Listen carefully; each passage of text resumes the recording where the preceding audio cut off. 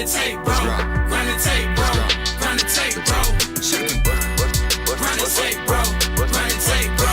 Run the tape, bro. Run the tape, bro. Run the tape, bro. Run the tape, bro.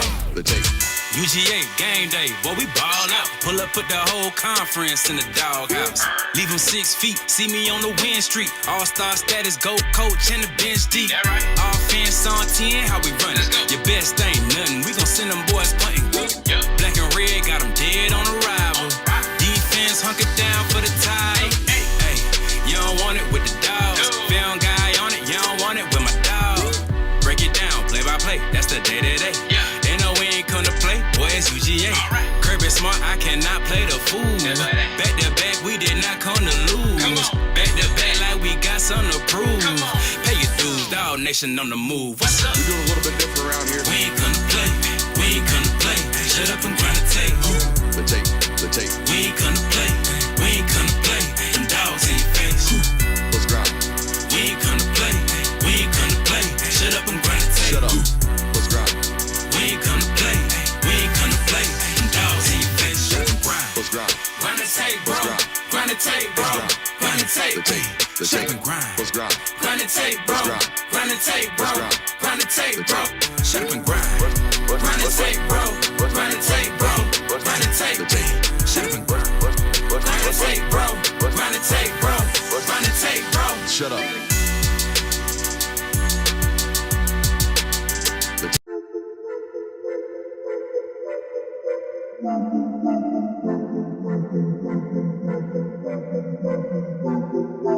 Welcome in, ladies and gentlemen, to MBR, or as we like to call it around here, Nothing But Rants, the show where I find topics that I'm oddly passionate about and I pontificate upon them. These are not hot takes, but rather takes that I'm hot about. What's up? You really like that?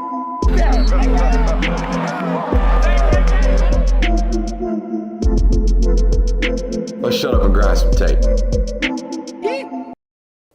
What is up, ladies and gentlemen? Welcome in to the Film Guy Network on a fabulous Tuesday evening here inside the studio. We have an absolutely loaded show for you guys today.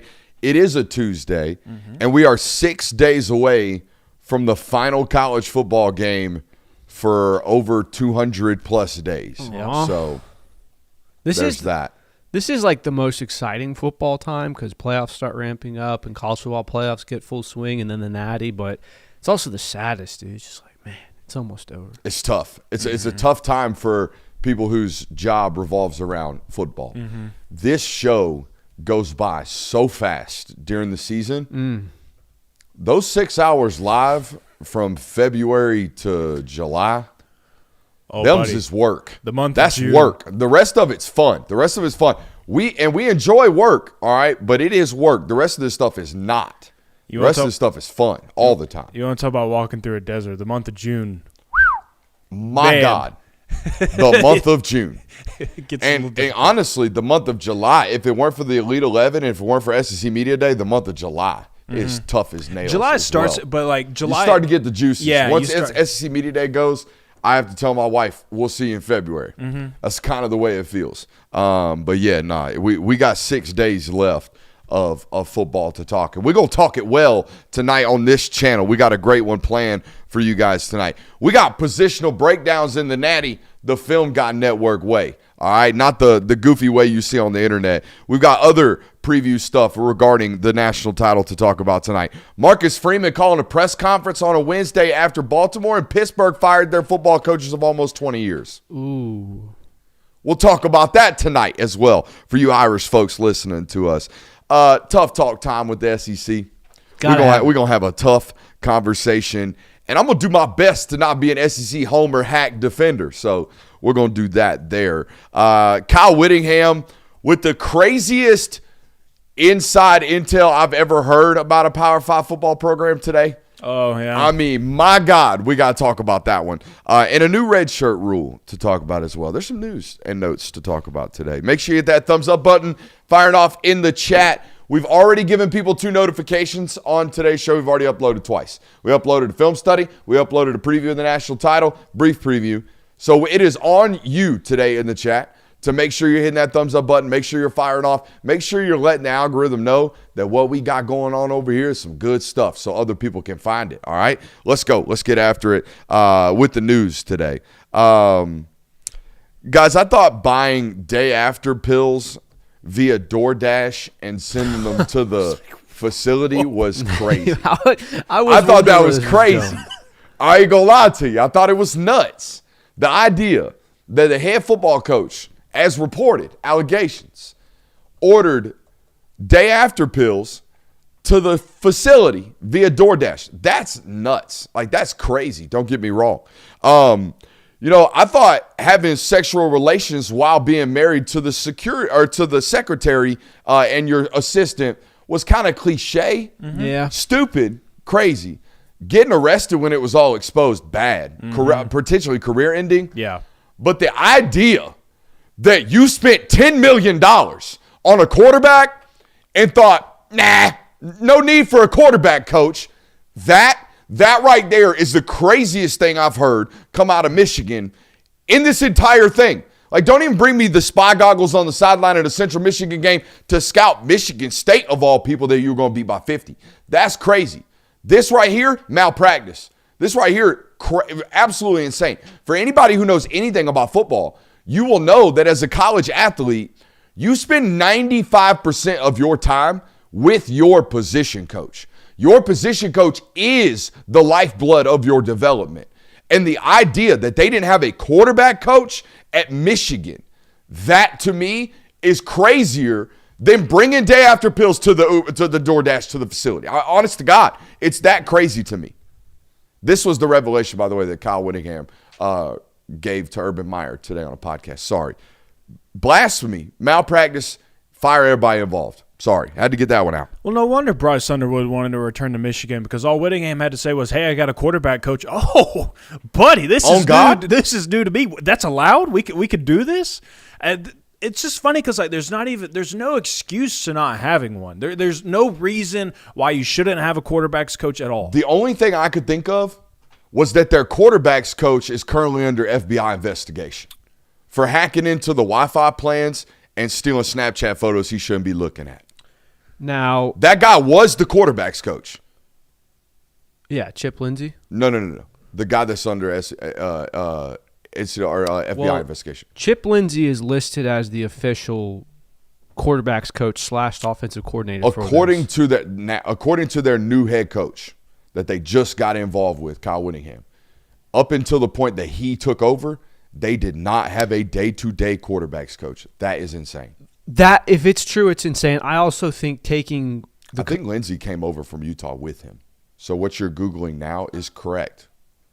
Well, no, this article was published in February of 2025. Either way, the head football coach now spoke as if it was facts. Well, about the previous situation. Let's also put into context, I don't think the head coach, when you take over a position in a program that has gone through as much turmoil and controversy as that, when you don't come in and go, yeah, everything's peachy over here, everything's going great.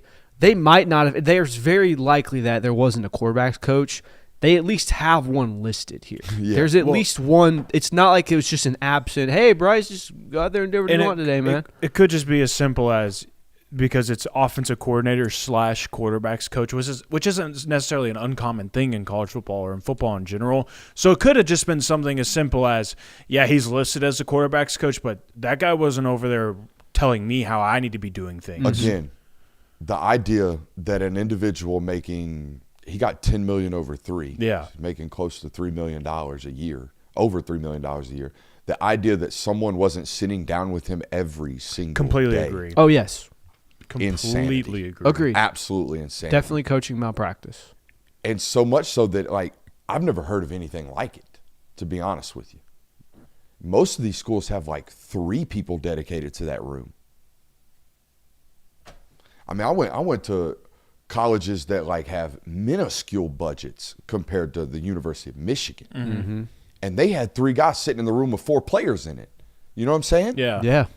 That's how important this position is. It's the most important position in sports by far. And y'all ain't got somebody over there wielding the craft every single day. Crazy fire gone. Honestly, crazier than the rest of the story, like I led with. I don't know about all that. I don't know if having a guy that necessarily wasn't dedicated to one specific Hammer it home, position baby. Hammer it home, is baby. as crazy as Hammer the joke home. breaking into a person's house and threatening to take your own life. I mean, it was with a butter knife. It was a bluff. Hurts more. Take longer. Showed dedication more than anything, honestly. There you go. This meeting, Marcus, or this press conference that Marcus Freeman is calling, that's got to be a I'm staying, right? You would think so. The weird thing is that because with all of the alerts that I have for transfer portal and recruiting things and updates like that, everything has been very much Notre Dame's going on a tear right now. Marcus Freeman and all them are on the tear. Despite the fact that there's all these head coaching jobs open, Freeman is not entertaining. I know that a couple months ago it was like, hey, he's going to take over for the Giants, and then he came back earlier and said, no, I'm staying at Notre Dame. So I would kind of feel funny if Marcus Freeman did all of that and has put all this effort into the transfer portal to then come back and say, oh, the Steelers' job's open? Yeah, actually, I'll take that one. Well, it's funny you say that because up at, 3 days ago, Notre Dame had not signed a single transfer portal player. They were the only FBS school to not do so. Seemed almost like the agency world was waiting for something. Exactly. Right. And then all of a sudden, over the last couple of days, Notre Dame has been signing transfer portal players left and right. They got a couple of kids from Ohio State, and now all of a sudden it's – and they signed one of the best recruiting classes as well this past year as well. Yeah. So Yeah, they did. Obviously, those high school kids, they got reassurance that Marcus Freeman is going to be here, and now we're seeing dominoes fall in the transfer portal. It's like it seems like something has shifted where it's okay. Notre Dame is set next year. Here's what I will say: if you're not going to take the Baltimore Ravens head coaching job or the Pittsburgh Steelers head coaching job, then you must not want an NFL coaching job. Because, in my opinion, especially Pittsburgh's had 3 head football coaches in the lifespan of their organization. There is no better professional coaching job, in my opinion, than the Pittsburgh Steelers. There isn't. You're going to get a 10-year run unless you colossally fail. Yeah. So if you're not going to take one of these jobs in your early he's 39. If you're not going to take one of these jobs now, when are you? Yeah. I mean, it's true. Because the next one that's going to come available is like the Falcons in 3 years. I'm good. No offense, Falcons fans. I'm good. No. I'll stay at Notre Dame. I'm okay. You know what I'm saying? Like if you're not going to do this, Bubba, then go ahead and sign a 10-year contract because you're staying here, and that's it. We don't have to do this every year. But until you do, we're going to do this every year. Yeah. Actually, I wouldn't even. If he turns down Baltimore and Pittsburgh, it's a moot point for me moving forward. Don't even bring me up in an article. For me, it's kind of gotten to that point no matter which college coach starts getting thrown around in the NFL rumors, like head coaching-wise, because it seems like one of these guys gets picked every single year of, hey, be on the lookout. This guy's trying to go to the NFL. Things might get really interesting depending on if the right job opens up. And seemingly those guys seem to stay put right now. And so Chat's bringing up a good point. Do you think this has anything to do with that police report that was filed for a non-issue? Well, there was a lot of jokes on the internet of very convenient timing that this would be happening right now. Yeah. With which end? Exactly. The NFL coaching thing or the press conference about maybe a little bit of both. Nonsensical police report. Yeah. That's a goofy way to lose all access to a football program you cover, by the way. Just going to let you know. Yeah. I'm pretty sure that came from one of their local places. Probably. Who knows? But, I mean. That's a person that got a text from a local police department that Marcus Freeman's name came across the board, and they're like, well, got to report that. No, you don't. No, you don't. No, you don't. You can sit on that one. Because, anyways. I mean, there's a completely. No Pulitzer is worth a potential of me losing mine. You know what I mean? Like, whoa. Yeah, I mean, unless it's like, oh, this is big. But it's also why this is a conversation I had with a friend of mine in the industry. It's why you just work your butt off to be on the reactionary side of news instead of the breaking side of news. Being a newsbreaker, not for the faint of heart. Oh, no. At all. No, especially that is a nerve-wracking especially business. in sports. God. Miss me. But yeah, this press conference tomorrow I think is either I'm here for 10 years. A press conference it's a press or a conference. team Not a meeting? team Press meeting. It's a conference. press conference. Okay. I misrepresented it in the notes. That's why I made sure we talked about it as a press conference today, because those are two different things. Team meeting, I'm out. Right. Press conference, I'm here to say I'm staying or answer questions about nonsense. Right. Yeah, You know? I mean, I think there's a completely real reality. I think tomorrow he comes before a mic and talks about, here's the arrest issue. I'm not even going to entertain this coaching stuff. I'm here. I'm at Notre Dame. I'm staying. This is what I want to talk to you about. That's a complete possibility, I think. Yeah, I feel like if it was a team meeting, that would be more so of, all right, guys, I'm just going to let you know you're going to see my name circulating about me interviewing for some NFL jobs. This is what's happening, blah, blah, blah, blah, blah. Press conference. That to me more so screams probably sticking around, going to let everybody know, hey, shut up about this. But also, let's look at this from another side of things.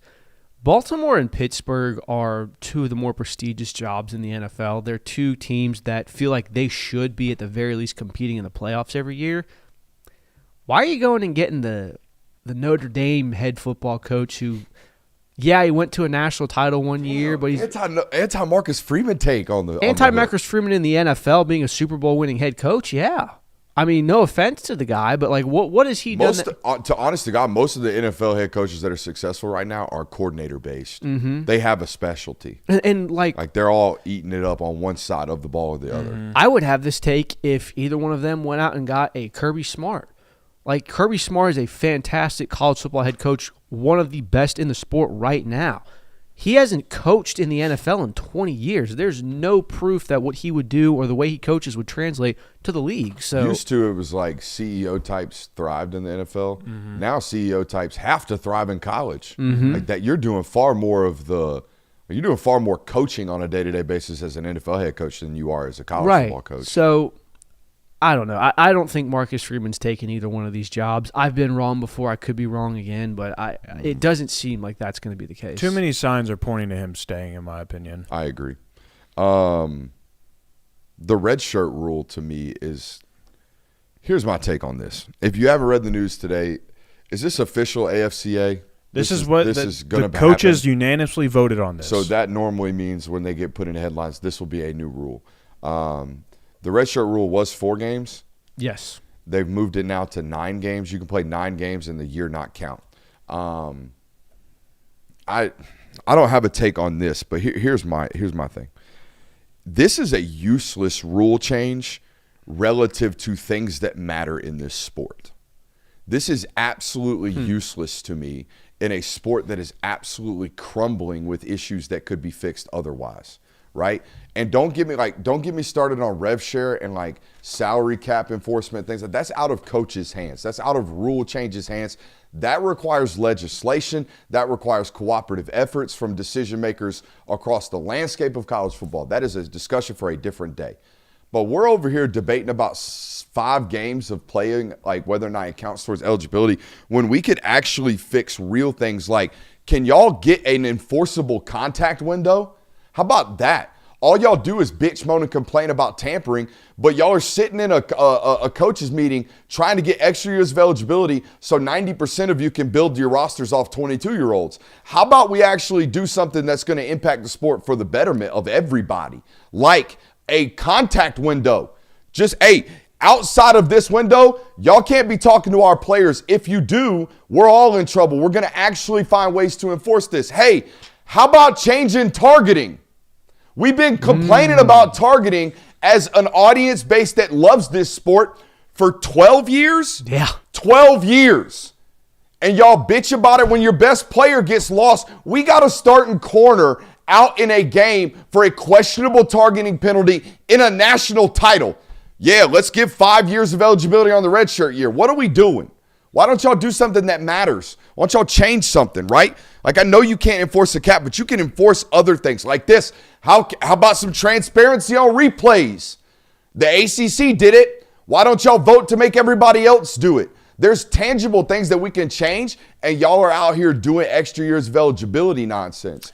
Goofy. And that's what I thought was the funniest part about this article that got released was in like the first couple of paragraphs, it talks about how college football coaches who attended this meeting were hoping that the subject or that the major topic was the college football calendar. Like, we need to solve some issues around the calendar of college football. Instead, the discussion got turned towards redshirt years. Like how can we change that? How can we make this better? And the solution of it, like at the bottom, I know that it talked about how they're hoping to do this to keep players away from opting out in the middle of the year because they won't have to waste a year. So they're keeping players for playing longer, being more engaged during the season, all this other stuff. But you're right, Brooks. That was my instant reaction too of all the things that we would want to try and fix in college football right now, this would have been at the bottom of the totem pole. Nobody cares about the 4 games of redshirt years or whatever it is. Like, that's so far below everything else that should be trying to be fixed right now. So I agree with both of you to a sense of, yes, there's absolutely bigger fish to fry in this sport. There are more pressing issues at hand. But I feel like it's kind of obvious as to why this was such a big movement from the coaching staff and the coaching world as to you've basically guaranteed that super seniors are going to be a thing for forever now. And you look at Indiana, the average age of that roster is 23 years old. You look at Miami, they're being led by a quarterback who's in his 6th year of college football. Things like that, to where you've basically now allowed college football players to get 9 games of development, not count towards eligibility, and then they still have that 4-year career. That's what I think this movement is, hey, let's just make our rosters older because that's the best way to have success here. You're absolutely right. Targeting, rule enforcement as far as how talent acquisition and roster stuff like that goes absolutely needs to be addressed first. But this is also, I think, just necessarily what coaches are doing in this to say, I'm trying to hand signal to you that your photo frame's a little bit crooked. okay, well, I can do that in My a bad. sec. You're good. I was trying to give you the signs No, while the camera was on you and not on me. Well, I can't But do you're it. giving a take. I should have done that when he was talking. Yeah, it's all good. But then I would have distracted him. It's all good. Probably better than the person talking, though. It's all good. That's on me. But yeah, I think this is coaches just wanting to get their rosters older. Yeah. But it doesn't – it makes them older from an experience standpoint. It doesn't give them a 6th year. It keeps the 5th year. Right. So it's not – I thought the best take I saw on this today was from Daniel Jeremiah. You got 5 to play 4. Or you got 5 to play 5, that's that. Mm-hmm. If you're able and healthy enough to play all 5 years without an injury, cool. If you don't, there's no 6th or 7th year of eligibility. And I believe Kirby Smart talked about this at one point too. If that's what he would want is say just give everybody 5 years. That's it. That's the cap. There's no more, no less. Everybody gets 5, and whatever a player does with those 5 years, that's fine. But just put a cap at 5, and we're good. You get 5, draft eligible after 3.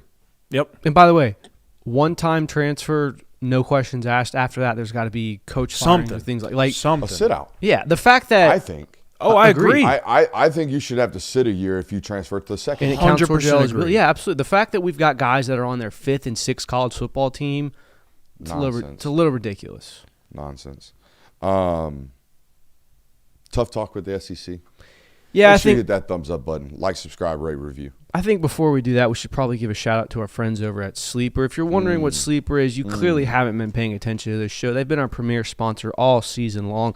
They're a fantasy sports and real money gaming app that is focused on bringing people together through sports and gaming. It's become one of the fastest organically growing platforms in the entire world with over 6 million active users as of 2023. I would only imagine those numbers have gone up since then. If you use promo code Brooks today, you'll get up to a $100 match on your first deposit. That means if you put $100 in, you get $100 free. If you put $50 in, you get $50 free, and so on.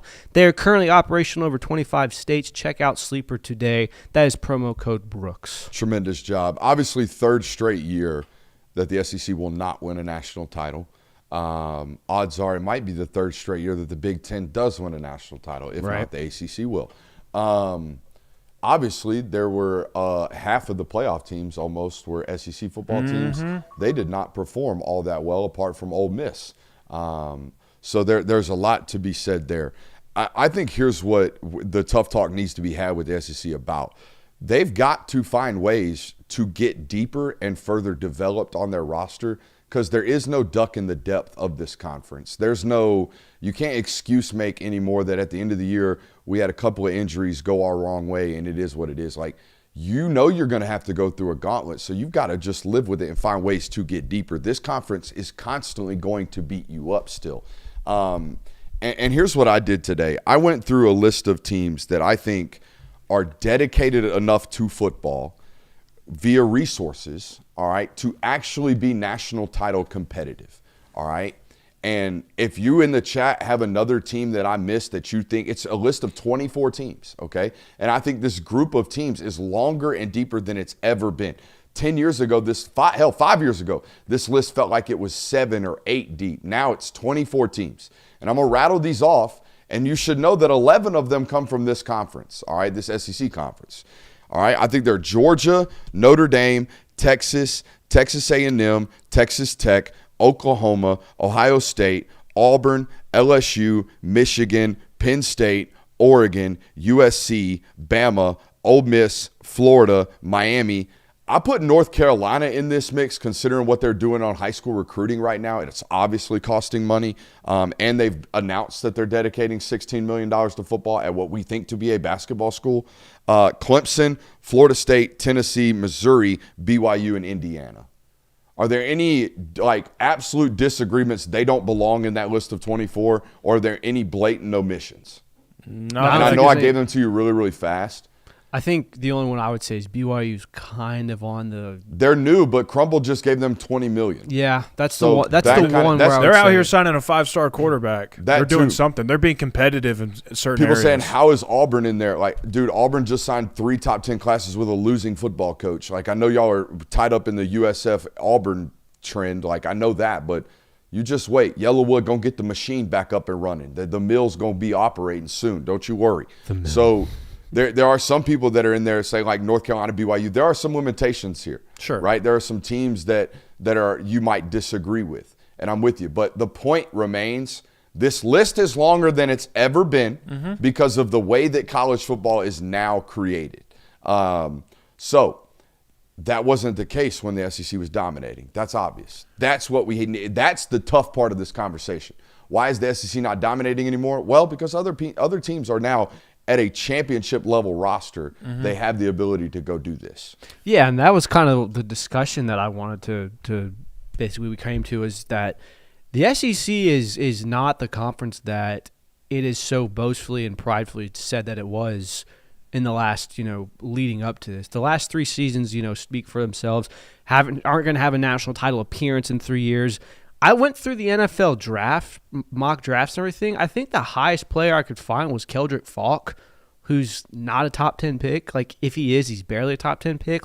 It's all Big 10 and Big 12 players throughout. There's not SEC talented players. So I think it's very obvious that something has happened to the SEC where it is not as talented as it once was, and we can say everything we want, and yes, the metrics about strength of schedule are still there. It's still one of the deeper conferences top to bottom, but as far as the big dogs being the big dogs, it's not that. I mean, you can't have a 4-10 record in bowl games, and I get it. Bowl games are an interesting caveat, but the same applies for the playoff. The SEC had 5 teams in the college football playoff. None of those teams, not one of those teams, beat a single team outside of the SEC, with the exception of Ole Miss, who beat Tulane. So the reality is that they have not been playing up to the standard that they set for themselves, that the fan base very proudly says, that it just means more and we do all this. It has not lived up to that. Texas getting basically put in a box week 1 against Ohio State did not do favors for that. Alabama losing to Florida State in week 1. Stuff like that has not done the SEC well for this. We are the best conference in college football, no questions asked. Can't even have a debate about it. Now, there's still 1A and 1B with the Big Ten. There's no denying that they're the 2 powerhouses, but I think it's very obvious that the shine that was on the patch that came with the SEC 5 to 10 years ago, it might not be as shiny right now. I do want to bring up this point because you brought up how Big Ten teams feel deeper, the depth that they have right now, Indiana's depth, Oregon's depth, Ohio State's depth. Maybe surpass some of these SEC teams depth-wise. I just think they're at this point in the year they're far healthier because they don't go through 6 of these. And I think that's something you could potentially point towards is the Big Ten has been playing non-conference schedules, and the SEC is about to do so. So they have had to adapt to that. Now, fans will hear a 9-game conference schedule for the Big Ten and be like, whatever. It's really not even that 9 hard games, whatever. The SEC, it's going to be 9 hard games. Big Ten coaches don't view it that way, though. They're not looking at it through that type of lens. Big Ten coaches are viewing that as we have 9 conference games in a conference that we believe is one of the most superior in college football. We need to prepare for that and be able to handle that if we want to go on and win a national title. Now the SEC is going into this year, and Kirby Smart talked about this after the SEC championship game, of things are going to have to change. Like, things are going to happen because you're playing an extra conference game. My primary point about this, and it is a concern if you're an SEC football coach and fan, those 24 teams that we rattled off that there wasn't much pushback on, and you can argue 1 or 2. Right. But 11 of those 24 reside in this conference. And whether or not they have a good football coach is beside the point. They have a really good roster, which is why this conference appears to be an any given Saturday conference at a far higher rate than the one up north, because only 6 of those 24 teams are up north, and they do have 18 teams in their conference. The SEC is going to 9 conference games with 16 member schools, 11 of which are on this list. So the statistics are there. You're going to play better teams at a much higher rate in this conference, and by the end of it, odds are you're going to be licking a lot more wounds than the other teams. That's the point I'm making. Yeah, and the attrition from the regular season is certainly... Excuse I'm making well, if you think I'm an SEC hack. No, well, the attrition is certainly there, and the amount of hard games and strength of schedule that you have to play in the regular season certainly is an argument to make. The problem is that argument becomes null and void when you go 4-10 against the other teams. When Alabama gives up 38 points when Alabama, the SEC regular season champion, went through the entire regular season, was crowned number 1 team in the SEC, loses by 35 points to the Big Ten champion. Stuff like that, it's very hard to say, injuries and strength of schedule leading up to it's harder for us. I think the biggest issue right now is that the SEC is not winning the games when it matters most. When it just means more, they've fallen short the last 3 years. And that did not used to be the case.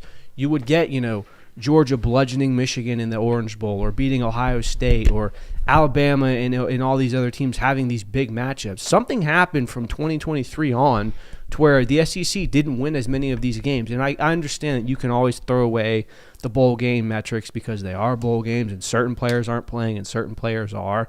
The reality of it is that the Big Ten and the SEC argue on the other side of the fence the entire regular season and say, our schedule's harder. When you guys come to the other side of the fence and play, you have to win the games to win that, we are the tough conference. We are everything we say we are. Yeah, and I mean, I've seen where some people have been pointing towards the fact of the Big Ten just has better coaching right now. And there's certainly some legs to that argument because – that Pat Fitzgerald intro video was nuts today. Did you watch that? Go watch that after the show. If you're tired on the way home, you're going to run through a brick wall. I'm talking about he said this is not a rebuild. This is a rebirth. And he hit it with one of those. Make them stand up. Because over the last, 6 or whatever years you want to call it, Oregon hired Dan Lanning, and so far that's been very beneficial for them.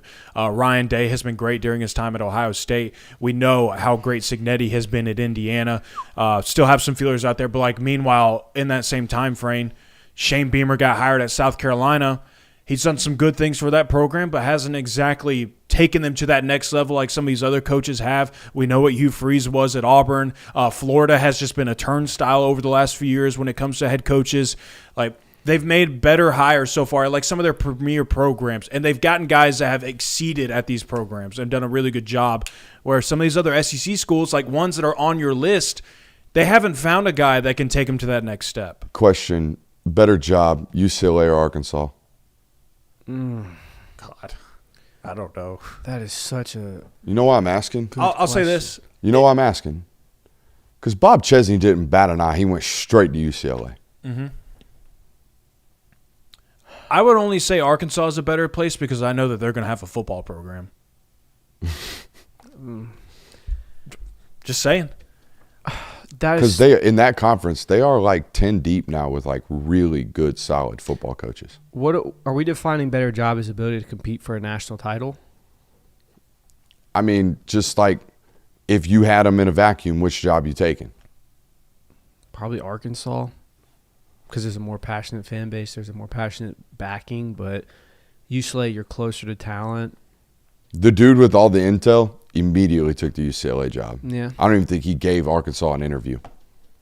And they ended up hiring the Satterfield guy. It's just, it's a, you know what I'm saying? To that question about conference superiority. I think there's no doubt over the last 3 years the top of the Big Ten is superior to the top of the SEC.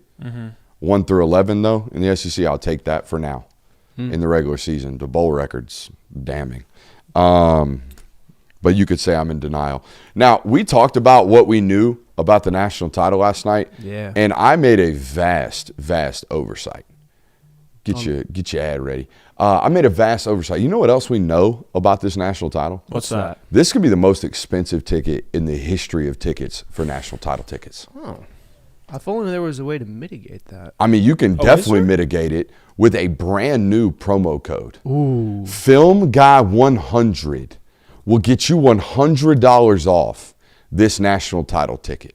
And I'm going to tell you right now, they steep, but the most competitive and optimal prices over there with our friends over at SeatGeek. Amen, Christian? And they have a very good metric system that they rate deals for you. If it's a good deal, if it's a good price, fair price, they'll give you a green dot. Yellow is it's good, but it can be better. And red is probably, hey, this isn't something you necessarily need to pay for. It's one of our favorite sponsors. Again, national championship game, one of the biggest of the year. If you use promo code Brooks or promo code FilmGuy100, like I said, you get $100 off tickets to the national championship. So no matter how many times you bought tickets on SeatGeek before, the code still works. If you've used FilmGuy10 before, if you've used other promo codes with SeatGeek, this will still work. So be sure to head over there today and use FilmGuy100 to get $100 off your tickets to the national championship game in Miami. Now, not to be one of these guys, but I don't think I've purchased a ticket to a sporting event in a fat minute. Any of you guys like ticket experts? Do you like know the market? Do you understand like when tickets drop, when they go up, when they go down, that kind of nonsense? The only thing that I really know of from my limited ticket expertise is if you wait till the day of, you can get a pretty cheap ticket. That's where I was going. That normally is the case because scalpers are generally centrally located towards the stadium. They're like around the stadium. So they can make these exchanges day of. All the locals down there are Miami people. Right. So do you think it's going to be a Miami home game? Or do you think it's going to be like an Indiana home game? I don't know. Because all of them have been Indiana home games. This one, I don't know. That's the excellent question and kind of the litmus test, because I've said some things about this Miami fan base about how, kind of fair weathery. Be fair about it. But they on top right now. That's what I was going to say. Woo! They are in the national championship. Skies in are their clear. own stadium. 72 and sunny in Coral Gables right about now. So this could very well be I think it'll probably be around 50-50. The passion that I've seen from the Indiana fan base, I mean, I was there, we were there in Atlanta. Nuts. Those guys love their team. Like, it was 80-20, if that, in Indiana's favor. it looked more like 90-10. Now, in fairness, Indiana's a lot closer than Oregon. I get it. But Indiana fans have traveled, and they have traveled well this year. Can I ask a question? Good. They have 800,000 alum. Did you know this? They're the largest alumnus base in all of America. Yeah, largest living. Why can't we find them? I don't know. Like, We can't find them nowhere. We can't do a single film study that bangs in the Indiana space.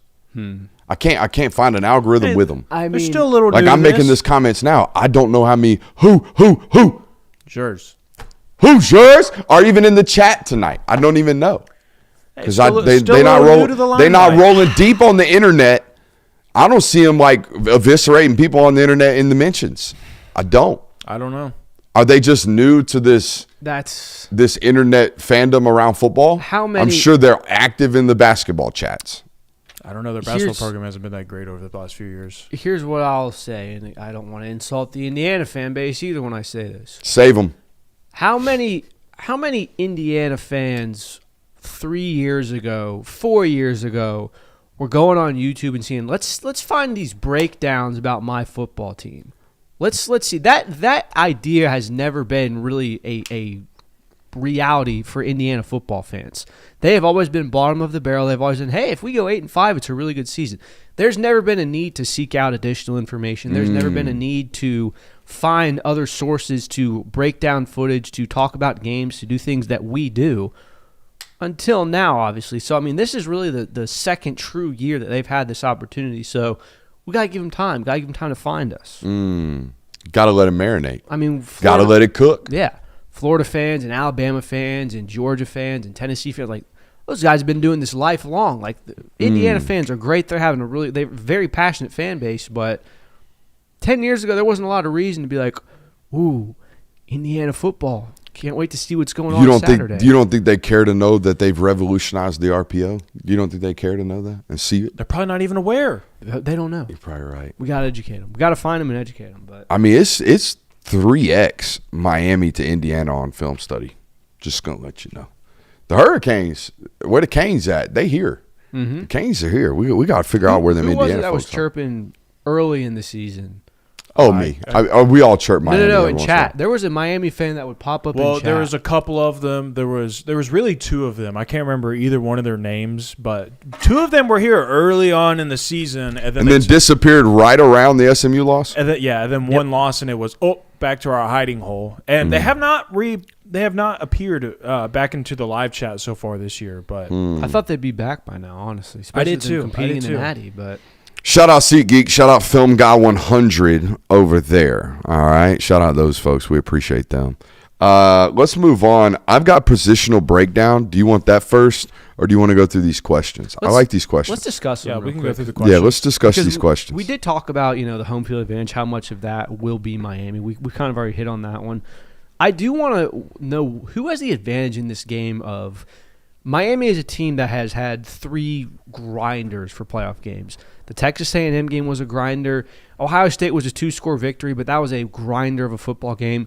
And then obviously this instant classic with Ole Miss. They've built up a lot of momentum, but they've strained a lot. They've had some key injuries. Do they have more of an advantage with the momentum that they had as opposed to Indiana, who had a first-round bye, was basically coasting midway through the third quarter of the last 2 playoff games? Who's at an advantage here with that? So, in a vacuum, the team that's been in dogfights is more comfortable in the dogfight.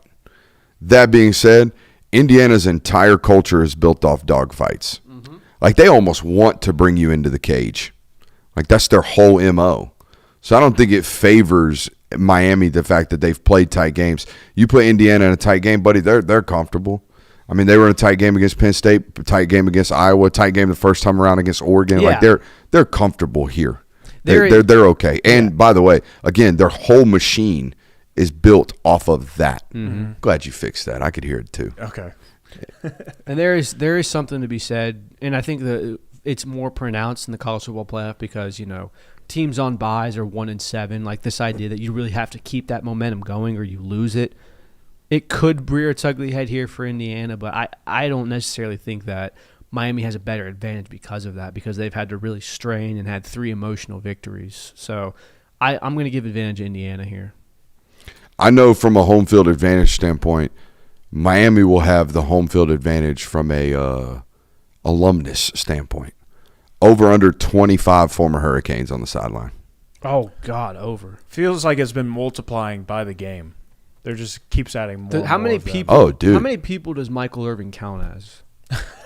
He takes up enough space for about 6. I mean, it was Mike Irvin.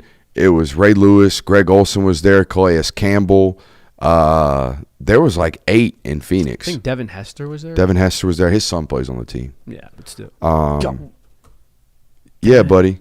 So does Clinton Portis Jr.'s son, or Clinton Portis' son. Yeah. Oh, no, I'm hitting that stage, dude. Yeah, buddy. There was another one that happened yesterday that made me feel really, really old. I can't remember what it was. There you go. Honest to God. It was like, no. For real? Yeah. Oh, my God. I watched that kid play. Yeah, So, yeah, that's happening to us now more frequently. What are some other questions you got, Curb? We talked about how both of these teams are going to try to shorten possessions and force you to be perfect. I just want to know, how many total possessions do you think we're getting in this game? Is it going to be, all right, well, Miami had the ball, Indiana had the ball, and now we're halfway through the second quarter? Like, is it going to be over? What are you setting the over-under at in this game? 8 apiece. I put it at 14 total. 16 total. Late rush possessions. Because you could rack up technically two possessions right before the half in 90 seconds. Mm-hmm. It could happen like really, really quickly. Mm-hmm. Same thing at the end of the football game. So give me actually 17 total possessions. Yeah, I think one team with 9, the other team with 8. And I think, in fairness, there is some room for chaos. Like Malachi Tony, But a total of 28 third downs. That's a very niche stat. Could happen. I think both teams face at least 14 third downs. And they're all 75% of them are 4 yards and less. You damn right. And they're just converting all. You damn right. But yeah, I mean, it's also worth noting that like Malachi Tony is a explosive waiting to happen. Indiana has this as well with Surratt and you know some of the deep shots they've been taking. So we could see some big explosive fireworks. However, I do think that it's going to be 5-minute drive. 5-minute That's drive. what I was about to ask you. If I had to put the over-under set at 3, the number of scoring possessions fewer than 8 plays, I would take the under there. I think almost every scoring possession in this game is going to require 10-plus plays. Mm-hmm. Yeah. I think you're going to have to earn the right to even get it into the box. Unless you're getting short fields and explosives. Like, even the explosives, I think, are getting tackled, except for maybe Tony. Mm-hmm. Yeah. Even Tony, like, I highly doubt you're taking it 70 against a quarters-based defense. No. You know what I'm saying? No, you're not. So, unless you get behind them, which nobody's gotten really behind Indiana in a while. No, they haven't. The only way that I could say, like, the only reason why there would be, like, more possessions than maybe what we're expecting to is if both defenses are just playing out of their minds and they're just continuously flip-flopping, like, 5-play punt, 4-play punt, 6-play punt. If it's one of those games, then you don't get a lot more possessions. Turn possessions out. I don't think it's going to be that. Just because, like, considering the style of play that these offenses are, we're okay just picking up 4 yards, 3 yards, 6 yards. Like, we're not – like, you even talked about it during the film study day of when Indiana is trying to hunt an explosive, it's for 16 yards. It's for 19 yards. It's not, here comes a 50-yard bomb. Now, they'll do it, but it's not what their MO is. It's the most intriguing bit of analysis I've heard come out of Signetti's mouth. He's like, the game of football is built off 12-yard explosive runs and 15-yard explosive passes.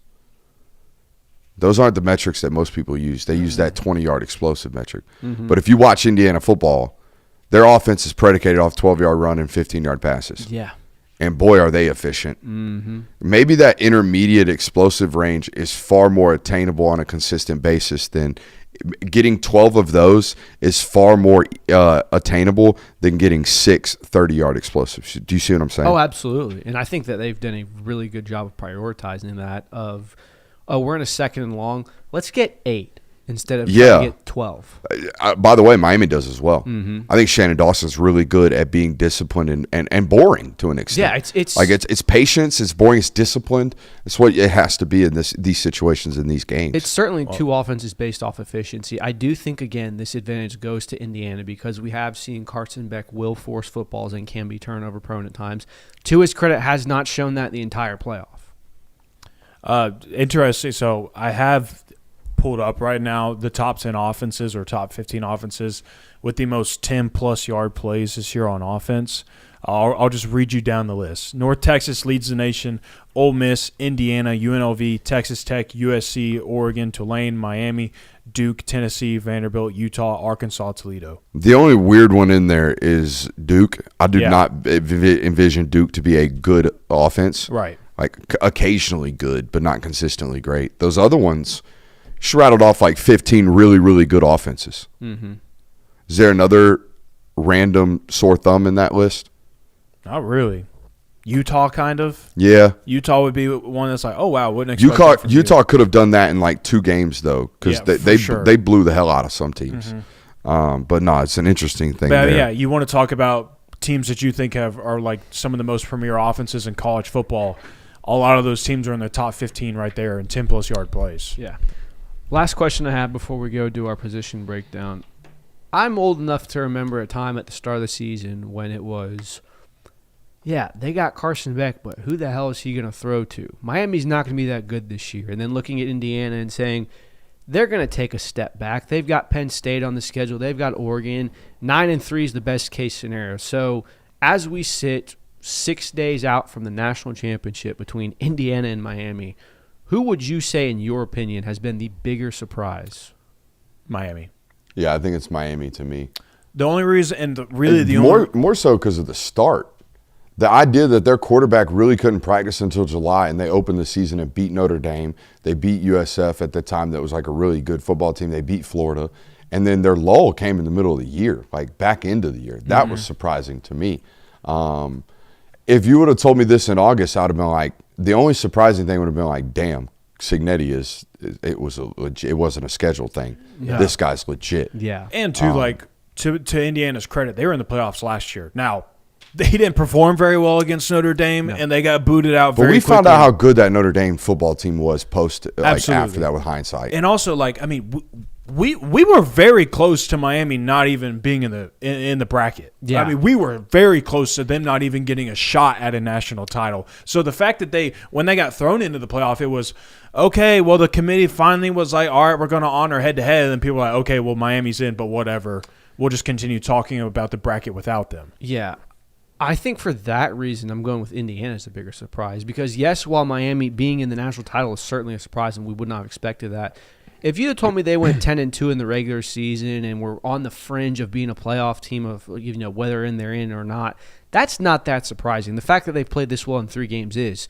Curt Cignetti has the Indiana Hoosiers at 15-0, and they beat number 1 Ohio State in the Big Ten. They beat Oregon on the road. They beat Penn State on the road. Like, this is a completely unknown thing that we've ever seen from a program like this. That's why Indiana is a bigger surprise to me. I think, though, if you laid out the path for, like, let's phrase it this way. Now, you like long-term wise, like complete resumes, I'm with you. There's certainly that's a valid argument. But if you were to have told me that Miami was going to have to be, like, let's say at the beginning of the season, both, like, we know for sure both teams are making the playoff.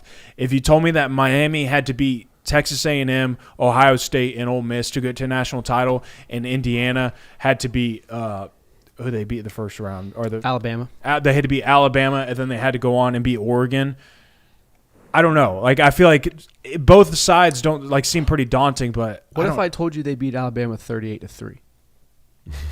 Oh no, yeah. I mean, it's like both sides have been a surprise this year. There's no denying that. That being said, not surprising from a standpoint of all 3 of us to a man, when we did preseason predictions, looked at the camera and said, I don't have a freaking clue what's about to happen. Yeah. That's what the season has been. That's what college football is.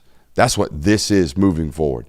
This is an absolute crapshoot every single year. It's a little bit based off luck. It's a lot based off development. It's a ton based off execution. And it's about winning games in tight moments. It's like all of those things, but it's far more of a crapshoot than it's ever been. Yeah, and even when we felt like we had the answers, like we felt like, man, it's just too easy for Ohio State right now. It was also like kind of on the sides of, is it really too easy for Ohio State? Like, are they actually this good of a football team? Is it just going to be Ohio State from week 1 to week 15, and there's no other debates? Like, so yeah, it has been a crapshoot, but it also has been, we don't know. So we're talking narrative here a little bit, I think the weirdest thing about this national title, one of the weirdest things, is the Miami narrative that's gone on throughout this playoff stint. Like, at first it was, do they even really belong? And then it was, are they going to beat Texas A&M? Probably not. And then it was not a single solitary soul on the planet picking them against Ohio State. Then we touched down in Arizona, and the vibe is they finna beat the shit out of Ole Miss. And now it's they don't have a chance again. We've gone like doubt. We believe in them. Doubt. Like, what is this? Why are we doing it? I was on multiple shows today where it was like, oh, does little old Miami have a chance? I think it's because when people watch a team like Miami go through a playoff run, and like, because we've talked about how they're the most balanced team right now in the bracket, which obviously there's only 2 remaining, but in the college football playoff field, they have been the most balanced out of any other team, and because they're great on the offensive line, they're great on the defensive line, they're getting efficient quarterback play. When you watch them, from just like a casual perspective or just from an outsider's perspective, it doesn't look all that glamorous. It doesn't look all that flashy. It doesn't look all that great, to be honest. Like, you don't walk away and just be like, man, that Miami team is just littered with a bunch of talent right now. Like other than like Malachi Tony, Ruben Bain, those are the 2 people that are going to be like, yeah, those guys are really good. But when people watch Carson Beck play, it's not, holy cow, that guy's going to be fantastic on the Sunday League or any of that. Whereas you do get some of that wow factor with Indiana because they just make everything look so easy. Like they're putting up tons of points. They're hanging up 55 points in a semifinal round, and they're beating the crap out of Alabama. They're doing all those things where Miami has just been, we play our style of football. We don't care what anybody says about it. We don't care how it looks. It's going to get the job done, though, every single time. Do you think the line at 9 points and the narrative around this football game has everything to do with Indiana thumping the shit out of Alabama and Oregon in the lead up to this? For sure. And there's proof of concept that Miami will make mistakes at times. Miami does have two not great losses on their resume. Miami, for as great as the wins against Texas A&M and Ohio State were, the offense didn't really perform that well. Like, it was a lot of sputtering and relying on the defense to get you there, which you probably cannot do against Indiana. By the way, shame on you for not at least throwing the right tackle into that mix of names there with Miami of blue chippers. I said the offensive line and defensive line. But I'm talking about wow factor players. Oh, yeah. Nobody watches the right tackle is like most people. You know what I'm saying? Yeah. Like, you obviously, like, people who understand football, it's going to catch your eye. But when you're talking about just a guy sitting on his couch on a Saturday watching college football, probably not going to be just talking about the right tackle. They'll probably just look at it and go, dang, they sure are big. Yeah, wow, they can run the ball really well. Okay. Here's the take, though. The Miami Hurricanes are the Philadelphia Eagles. Oh. When you watch the Philadelphia Eagles, now I know that this is coming off of them losing a playoff game, but let's take it back last season. The Philadelphia Eagles last season, I can remember of all the times that I watched the Eagles last year, all they did was win games.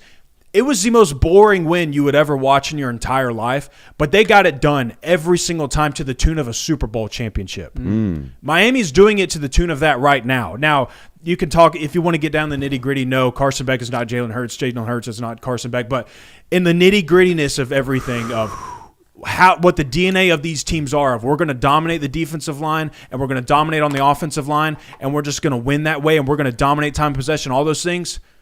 That's what this Miami Hurricane team is. All I know is if you're going to talk nitty, you better bring gritty with me. I mean, whew. Have to. Come on, Jonathan. Talk to me. Y'all want to do some positional breakdowns? Let's break down these positions. Now, do I have to go to the board to do this? You don't have to, but if you do, you got to plug it in. Let's stay here for this. Now, Jonathan, how do we do positional breakdowns, and why do we do positional breakdowns way that we do? I haven't done this in a long time. Now, you got this. Call people idiots. We do positional breakdowns the way that we do them because if you ever scroll on your Twitter timeline and you see some slappy on the internet doing a positional breakdown for any type of football matchup, they usually do quarterback versus quarterback, offensive line versus offensive line, this, that, and the other, all the way down the list. Well, it doesn't make a whole lot of sense because Miami's offensive line is not going up against Indiana's offensive line. They're going up against Indiana's defensive line. It's a matchups game, Jonathan. So that's how we do positional breakdowns here on this network. We talk matchups around here. We talk ball. So let's do it the way we do it, the only way to do it. Offensive line versus defensive line. By the way, we are starting Indiana's offense versus Miami's defense.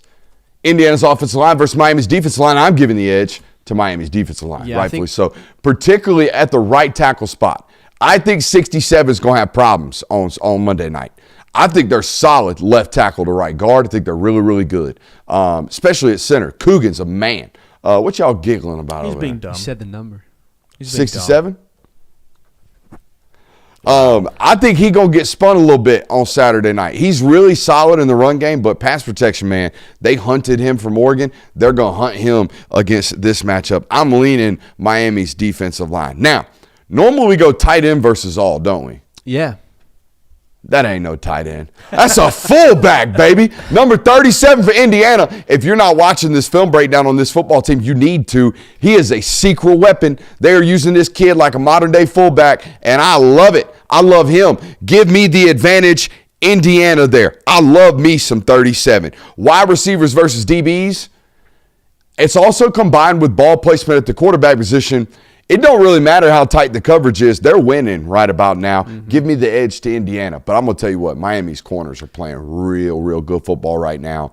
Even the freshman that's going to have to play the first half of this football game, will you do some Google searching on me?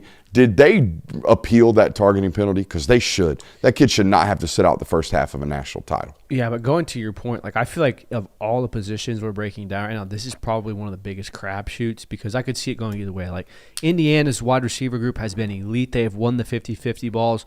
Miami's has been just as good at defending against those, at being blocking, at being absolute straps in coverage. So I'm very excited to see how this matchup in particular plays out. And honestly, I think it's going to be what determines the football game. For sure. I'm giving a slight edge right now to Indiana. They did not appeal it. They did not. They need to. They need a lawsuit appeal type stuff there. That kid played so good, played so good. Xavier Lucas, this kid they stole from Wisconsin. Excuse me. This kid they took and brought back home from Wisconsin. Right. Allegations. Don't think they There held was up in nothing court illegal either. about it. Yeah, nothing illegal at all. So there is that. Running back versus all. I'm gonna give the edge to Miami. Yeah, I think these linebackers tackle really, really well from Miami. And to be honest with you, and I don't mean to demean the Indiana running back room, I think their running game is what it is because their offensive line is really, really good. Correct. I don't think of these backs as super special. They're really good. I don't think. But if we have an edge at the running back position, if we did it the way the other people do, we're going to lean heavy towards Mark Fletcher than what they got in the Indiana room. Yes, I think that Indiana has winning running backs that are made great because of their offensive line, and that's a fantastic thing to have. I don't think they have difference makers. They run hard. They run hard as hell, and they protect the ball. There's no doubt about that. But I love Torrey, and I love 31, who I keep butchering his name, so I'm going to stop trying. That's a top comment on one of the film breakdowns the other day was, damn, Brooks can butcher a name. Oh, yeah. If you're few new to the things network, I could do better than butcher a name, child. Yeah. I'm going to tell you that. Where are we at? Let's go quarterback versus all. Give the edge to Indiana. I mean, Mendoza's playing unflappable right about now. I mean, dude's the Heisman winner. OC versus DC. I kind of have to feel like I have to give the edge to Indiana right now. No offense to the first-year defensive coordinator over there in Miami. He's done a tremendous job Tell me this if year. you agree with this. What's up? If you're in a stalemate between the offensive prowess and defensive prowess, doesn't the advantage automatically go to the offense?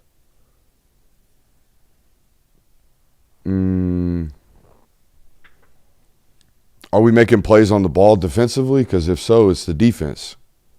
You see what I'm saying? Yeah. If there's a stalemate, that means we're going to end up in 50-50 opportunities outside, like especially against Indiana. If we eliminate their run game, we're going to turn it into a vertical shots football game, and that means we got to win 50-50 balls. And I'm leaning Indiana there. Aren't you? Yeah. At this rate, at what's going on? Now, my question is, can Miami, considering I gave them the edge at the line of scrimmage and I gave them the edge against the running backs, can Miami's defense make Indiana's offense one-dimensional? Will you check game logs on me? I think the only football team to hold Indiana under 100 yards rushing was Wisconsin. It's the only team all year to do so. Under 100? Under 100. I think Miami could be the next team. As a matter of fact, I know Miami has the capabilities to be a team that does that to them. My question is, how did Mendoza play in that football game? Because I know they thumped Wisconsin. But I think he threw for over 300 yards. No, he doesn't have a single game over 300 yards this year. No, he did throw for over 300. Well, maybe it was a combined effort. They threw for 305 yards, and they were held to 83 rushing yards. It was a combined effort because his top all year was 299. All I'm saying is, like, my biggest question about this positional breakdown is for Miami's defense, can you make this an 85 rushing yard football game and say, all right, if Indiana's scoring 28 points plus today, it's because Mendoza threw for 335. He hasn't had to do it all year. Nope. So that's what I would put it at. Let's move over to the other side of the football as we're already running a little long here. My bad. Miami's offense versus Indiana's defense. O-line versus D-line. Give me Miami's offensive line. However, I am worried about pass protection. Pass pro could be It did not look good against Ole Miss at all. Especially with who you have at quarterback. Now he's been more willing to run, but he's not exactly a evade the free rusher type guy. Tight end versus all. They actually play a real tight end. From a blocking standpoint, I love 87. Yeah. I don't know how they match up from a pass catching standpoint against a 4-3 team that plays a lot of quarters. Their area of the field is really congested. The opportunity is just not there as much. So Correct. I would give the advantage to defense in the passing game, but in rushing game, he's a road grader. He's an elite. So I kind of pushed there. Wide receiver versus DB, I pushed again. My question is, can Tony break the tie? I think he's that special. I think he can be that good. Now, Marion Brown and C.J. Daniels have played good down the stretch. Yeah. Played really, really well. So I pushed it there. Running back versus all, give me Mark Fletcher. I gave Miami the edge there. Yep. Quarterback versus all, I pushed it. I would give the advantage to Indiana Carson Beck has been playing his best football throughout the playoffs, no doubt. I think he played one of his best games of his career against against Ole Miss. Excuse me. There is also absolutely turnover prone. What are you doing? Turning down passes, Carson Beck, that could come out. So I'm going to give the advantage slightly to Indiana's defense. I got another push on the OC versus DC, and my question about this is: can Miami run their way to a win? Mm-hmm. Yeah. Can you run it to a win? Can your best offense or your best defense be your offense? Can we go on a 14-play scoring drive where 10 of them were runs and we spit 4 screens out to keep them honest? Mm-hmm. And if so, you got a real chance to win this football game. Definitely got a chance to cover if that's that. We good on the national? I believe we so. are. All right, we'll see you on the other side of the break. We got a whole other hour coming up.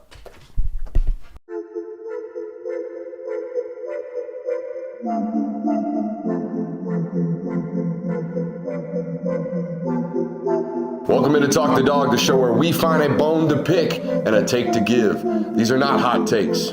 These is dog takes. Can I talk that dog?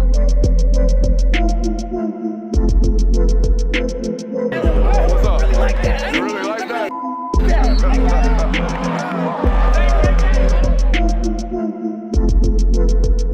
Let's shut up and grind some tape.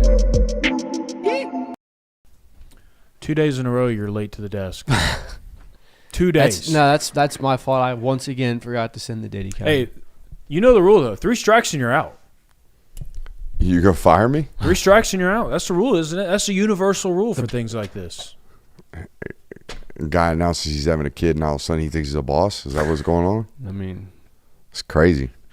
Welcome into our local hour. We got a loaded one for you. It's going to be a great time here on the show today. We've got end of season awards today, gentlemen. That'll be fun. Hey, you know what I want to do right quick? I want to hit these super chubs before we go too far into the local hour, because we had some national hour oriented super chubs. So let's get to these right quick. These are important. Watching from my flight to Italy.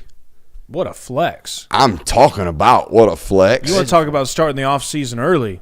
Atta boy. That's how you do it. Love Italy. That's a good place. Never been. Wouldn't know. I don't think I have a passport, to be honest with you. What are the plans for the off season? Considering I don't have a passport, it ain't traveling.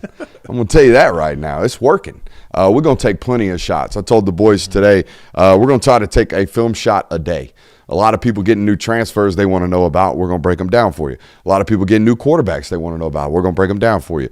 A lot of people with questions about their football team, we'll address them, right? If you had a problem area for your football team this year, we're going to address it on film and find ways to answer it. Things like that we'll be doing all throughout the offseason. And, of course, the plan, as always, is to work more than others and work when others aren't, right? We'll be here Monday, Tuesday, Thursday, live, 8 o'clock to 10 o'clock. We take Wednesdays off to give the boys a breather during the offseason.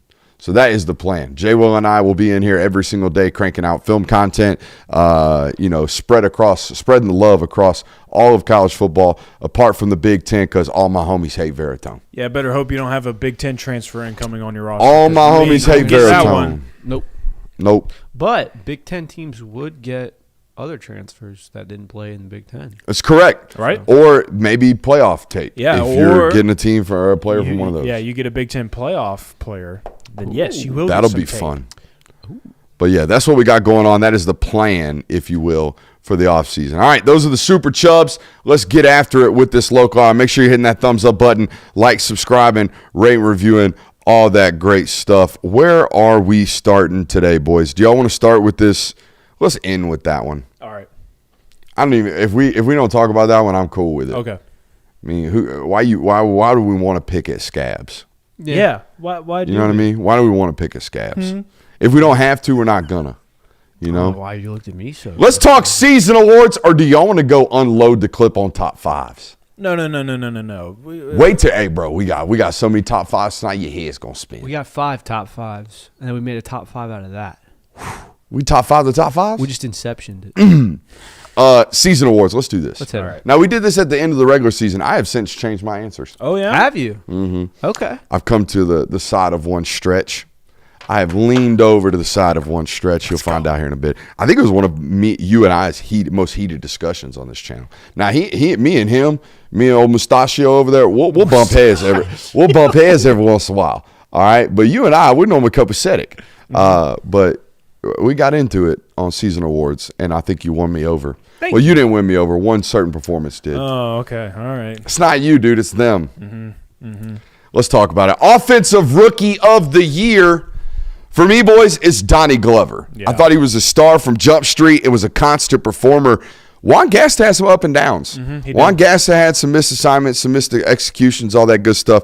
For me, offensively, it is Donnie Glover. Yeah, it's hard to say anybody else other than Donnie Glover. Juan Gaston would be next up for me on that list. And then from there, I mean, you're really getting into the Elias Williams, and it kind of almost ends there because Barber and Taylor probably would have been on this list if they stayed healthy. They would have been the two candidates had they stayed healthy based off preseason performance and practice. Right. They earned the right to be essentially starters. Barber did start.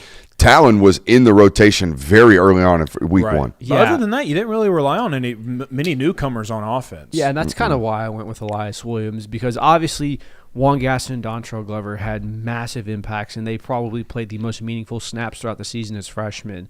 But when you needed Elias Williams to be great, and you went through that kind of desert of, we don't really have an X, we don't really have a big 50-50 jump ball guy, Elias Williams stepped up and became a massive weapon for you and showed improvements in his blocking game and the run. He's going to be a star in the coming years for Georgia, and I think that this was kind of the foundation setting year for that. So that's why I gave him Offensive Rookie of the Year. And plus, like we said, they didn't have a lot of freshmen starting this year. So No, they didn't. It's even easier to announce the Defensive Rookie of the Year, which is obviously Elijah Griffin. He's the only candidate. Now, towards the later of the season, or the latter part of the season that obviously flashed, would be Zayden Walker and Rayshawn Dinkins. My question looking back at the Ole Miss game was like, Zayden Walker played maybe 12 snaps and they all came in the second half, like all came in the fourth quarter. Where was the usage early on would be the only like secondhand guessing of that, looking back. But we tend to, when I say we, the Georgia coach staff tends to narrow the rotation to older football players in pivotal football games. It's been their MO the entire time. Absolutely. And plus, like, Zayden Walker is a great pass rusher. It's fast as hell. If Dalen Everett can't track down Trinidad Chambliss, it's probably just not your day. Like this is fair compromise. For sure. Yeah. I kind of made an exception just because it was really just boiled down to one name defensively, but I gave Quintavious Johnson a shout just because it was his first introduction to hey, you're a mainstay in the defensive lineup. Really his first season getting a lot of playing time. So I gave him a shout out here, but Elijah Griffin is the correct answer on this subject. Guy pulling redshirt freshman, that's a little cheat. Dominic Kelly. Enough said. Just cuz. Enough said, dude. Buy stock now, everyone. That stock is so premium that you haven't even tried to contrarian take that one. You've just been riding train with us, which is crazy. I don't need to, man. It's too good. He's too good. He's so good that you won't even contrarian take it. Don't need to. That's dope. That's how good Dom Kelly is. How good is Dom Kelly? Christian Kirby bandwagon with us. That's how good Dom Kelly is. Oh, I mean, I'm on my own wagon, dude. On your own? He's sidecarring. We'll let him sidecar. Bro, from G-Day, I was like, Dom Kelly is a dog. It's the drip, dude. I remember, it's the drip. I remember us collectively after the spring game being like, yeah, that Dom Kelly guy's really good. Yeah. Sorry. I'll let you ISO on a lot of takes. This is a show collective take, in my opinion. All right, wait. Not one single person gets to say that they discovered Dom Kelly. Oh, I'm not first. saying that. I'm just not saying it was like, oh, he jumped on the bandwagon with us. Like, we all it doesn't matter when or how you found Dom Kelly. We all found him at a specific time in our lives. Attaboy. It doesn't matter when you got there. It's that you got there. Look, this is all you need to know is that, hey, when you get into the month of June, you're just fiending for some college football. Go search up some Dom Kelly Kentucky football highlights from this past year. Now, you might see some laundry thrown on the field, bogus, fugazi, stupid, doesn't count. Oh, you worry about it. Doesn't count. Somebody cut that up already? I will. Okay. I might go viral. Say less. Infinite money glitch. Dom Kelly Kentucky highlights. Better investment strategy than slot sniping. No doubt there. He's been pretty productive. I've never lost money at a Up casino. a good 75? 80. Oh boy. We robbed the casino the real way the other week. We Just wanna did. let A you little know. Ocean's 11. The real Oh, way. dude, we did watch one personality just be a little bit too impatient to be at a gambling table, to be honest with you. Other than good that, time, though. Double Down Madness was going crazy. Yeah, it was. We robbed them blind, Kirby. We was up 600 after 2 days. Really? Yes, sir. We played for 7 hours. Oh, yeah, dude. Congratulations. Yeah, Thank man. God, We had a because time. There wasn't nothing else to do. So Nah. it's a good thing that we were up. I mean, every time they thought they had us, reeled us right back in. We was back up, baby. Thought they got us punched in the face good the first night? Nope. Little did they know. We was They coming had back no with a idea. vengeance. Congratulations, guys. It's good stuff. Most improved? I honestly think Jordan Hall flashed enough stuff early that I think it was him. Yeah, I he's did had a not great expect season. him to play as good as he did. But Yeah. that being said, Kristen Miller took every step and more that we said he had to do. We were projecting that guy. That guy had never started real playing time at the University of Georgia until year 4. And we said he's got to play like a top 50 pick, and he did everything and more. So for me, it's him. Yeah, it's hard to find another guy like that. For me, I gave mine to Nate Frazier. I think that we saw him take and like you want to talk about yes. in season steps forward growth. Like had to have it from Nate Frazier. He produced that this year, and you saw. Like at the beginning of the year, it was like, okay, still like leaving yards on tape. And then you kind of saw him evolve to, hey, he got the ball security down. He's making guys miss. This looks like the explosive athlete that we thought we were going to be getting in Nate Frazier. And I thought it was just really cool to see it happen in season for him almost. So, hey, this guy's really starting to tick up to the point now where I've seen people say that they think he'll be the best back in college football next year. Dang, shout out to friend of the show, Chris Marler's Yeah. tweet, huh? That is So- funny. You know how like certain things sync when certain people are around each other for an extended period of time? Mm-hmm. Our algorithms sync when we're around each other for an extended period of time. So everything you see, I feel like I see. Hey, I'm not going to complain when Chris Marler content's on the timeline. It's a good dude. When I think of most improved, I think of where they started from the start of the season to where they are now. And I went back and forth with 2 defensive backs, but I ultimately Weeble wobbled, huh? Yeah, I ultimately landed on Ellis Robinson. Ja'Cory Thomas was my other option because of where he was at the start of the season to what he ended up being for Georgia, like a full-time starter, very valuable piece. But I feel like Ellis Robinson, throughout the first 3 to 4 games, was looked at by many within the fan base, and many was like, bust, liability, not good, got to get Daniel Harris on the field, he's not it. And towards the end of the season, he was a very, very consistent cornerback for you and made some of the better plays turnover-wise for you this season. That interception against Georgia Tech was incredible. So I have Ellis Robinson as my most improved. Yeah, like we talk about it all the time, how players need like an unlock play. Like this is going to unlock you, and I think I think this was happening before the Georgia Tech game, but I think him playing the ball in the air, making that interception against Georgia Tech, I think that was maybe Ellis Robinson's unlock play because from there on out, you saw him play the man through the ball consistently against Alabama. He made a big breakup against Ole Miss in the Sugar Bowl as well. Hopefully that was his unlock play, and you'll just continue to see that from number 1 going forward next year. What is Ole Miss doing? I don't know. I don't know What why. are they doing? This is a story from Chris Lowe about Tai Simpson. Oh, yeah. Tennessee, Miami, and Ole Miss were offering $4 million. The Hurricanes upped it to $6.5 million. Miami was kind of like, all right, we're moving on. And then they lost out on Sam Levitt and came back with a big number, Simpson said. And then Ole Miss called again and said they could match it. That's probably So Ole Miss on one hand is fighting for the return and signed return of Trinidad Chambliss. They've just signed Deuce Knight to, you assume, 7 figures, and now we're offering $6.5 million to Tai Simpson. No. We Is this all conditional? I know that Lane Kiffin is no longer the head coach there, but we know what the deal at quarterback has been for them. Just take a bunch. I mean, we did this last season. When they took Trinidad Chambliss, we were like, what the heck are you guys doing? You guys have Austin Simmons. Why do you guys need this D2 quarterback on your roster? Lo and behold, semifinal playoff. well. Also, are Tai Simpson's getting calls from Ole Miss? Is that before they landed Deuce Knight? This was reported It would have been today. recent. Well, I mean, if the reports can still be a day, but if Tai Simpson's saying like Ole Miss, like if he's like, yeah, I just got off the phone with Ole Miss, yeah, what the hell are they doing? But if it's like Ole Miss called me earlier and was like, hey, this is our offer, I don't know. The timeline of it is interesting. Based on the timeline of Miami lost This out is on, over the last several days. Yeah, I was going to say, because the timeline of Miami lost out on Sam Levitt, then re-up the offer on Tai Simpson, that was over the last few days. Mm-hmm. So that would have been having but anyways. He's staying in the NFL, he says. Yeah. Shall we get back to our list? Of Yeah, my season bad. awards? That Most was just underrated? like one of those things you kind of got to stop and talk about. Right. I've got 3 names, and I'll just rattle them all off. I think the Drew Bobo absence was like obvious when you watch the Sugar Bowl over and over again. I think Lawson Lucky's season will go relatively forgotten for a season that was really, really good. Mm-hmm. Like I don't know if we're gonna look back and be like, y'all remember that 2026 Lawson Lucky season? You'll remember the Ole Miss game. You'll remember that game, but you won't. He had a really, really good start to finish, Right. And I mean, stayed healthy all year long. Yeah. Both of them did, Both of them thankfully. did. He and Oscar. But mainly, I don't think there is a first rounder in the history of the University of Georgia to go as underrated for 2.5 years that he started as Monroe Freeling. Oh, yeah. Yeah. I don't think Georgia fans knew. They're going to be people that watch him get drafted top 20 and go, huh? He played for us? He was that good for us? Yeah, he was.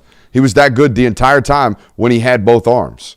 And we were, I feel like, not to tap ourselves on the back, like we were so on that. I am so glad that. Now, I'm not glad that it panned out so that I could sit here and say that we were right all of last offseason, but I'm so glad that Monroe Freeling proved so many people wrong from this past offseason, because there was a majority of the fan base that straight up said they do not want Monroe Freeling back on the roster. If he's our starting left tackle, we're cooked. Like, we're screwed up front if him and Ernest Green are coming back.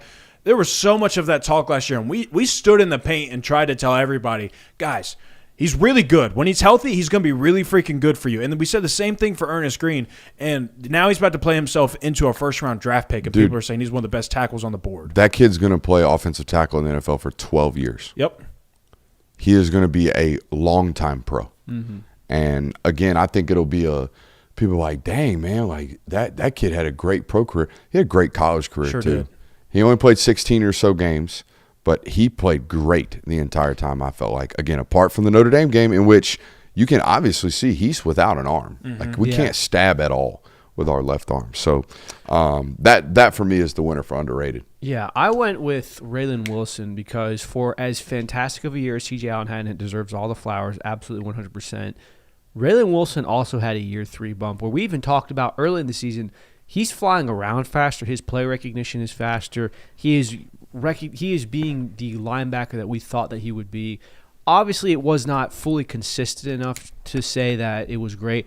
But when you talk about great performances, great outings, Raylan Wilson never gets talked about in that regard. So I think that's why he's underrated, to the point where him coming back is like fantastic news for Georgia. That shows how underrated he is.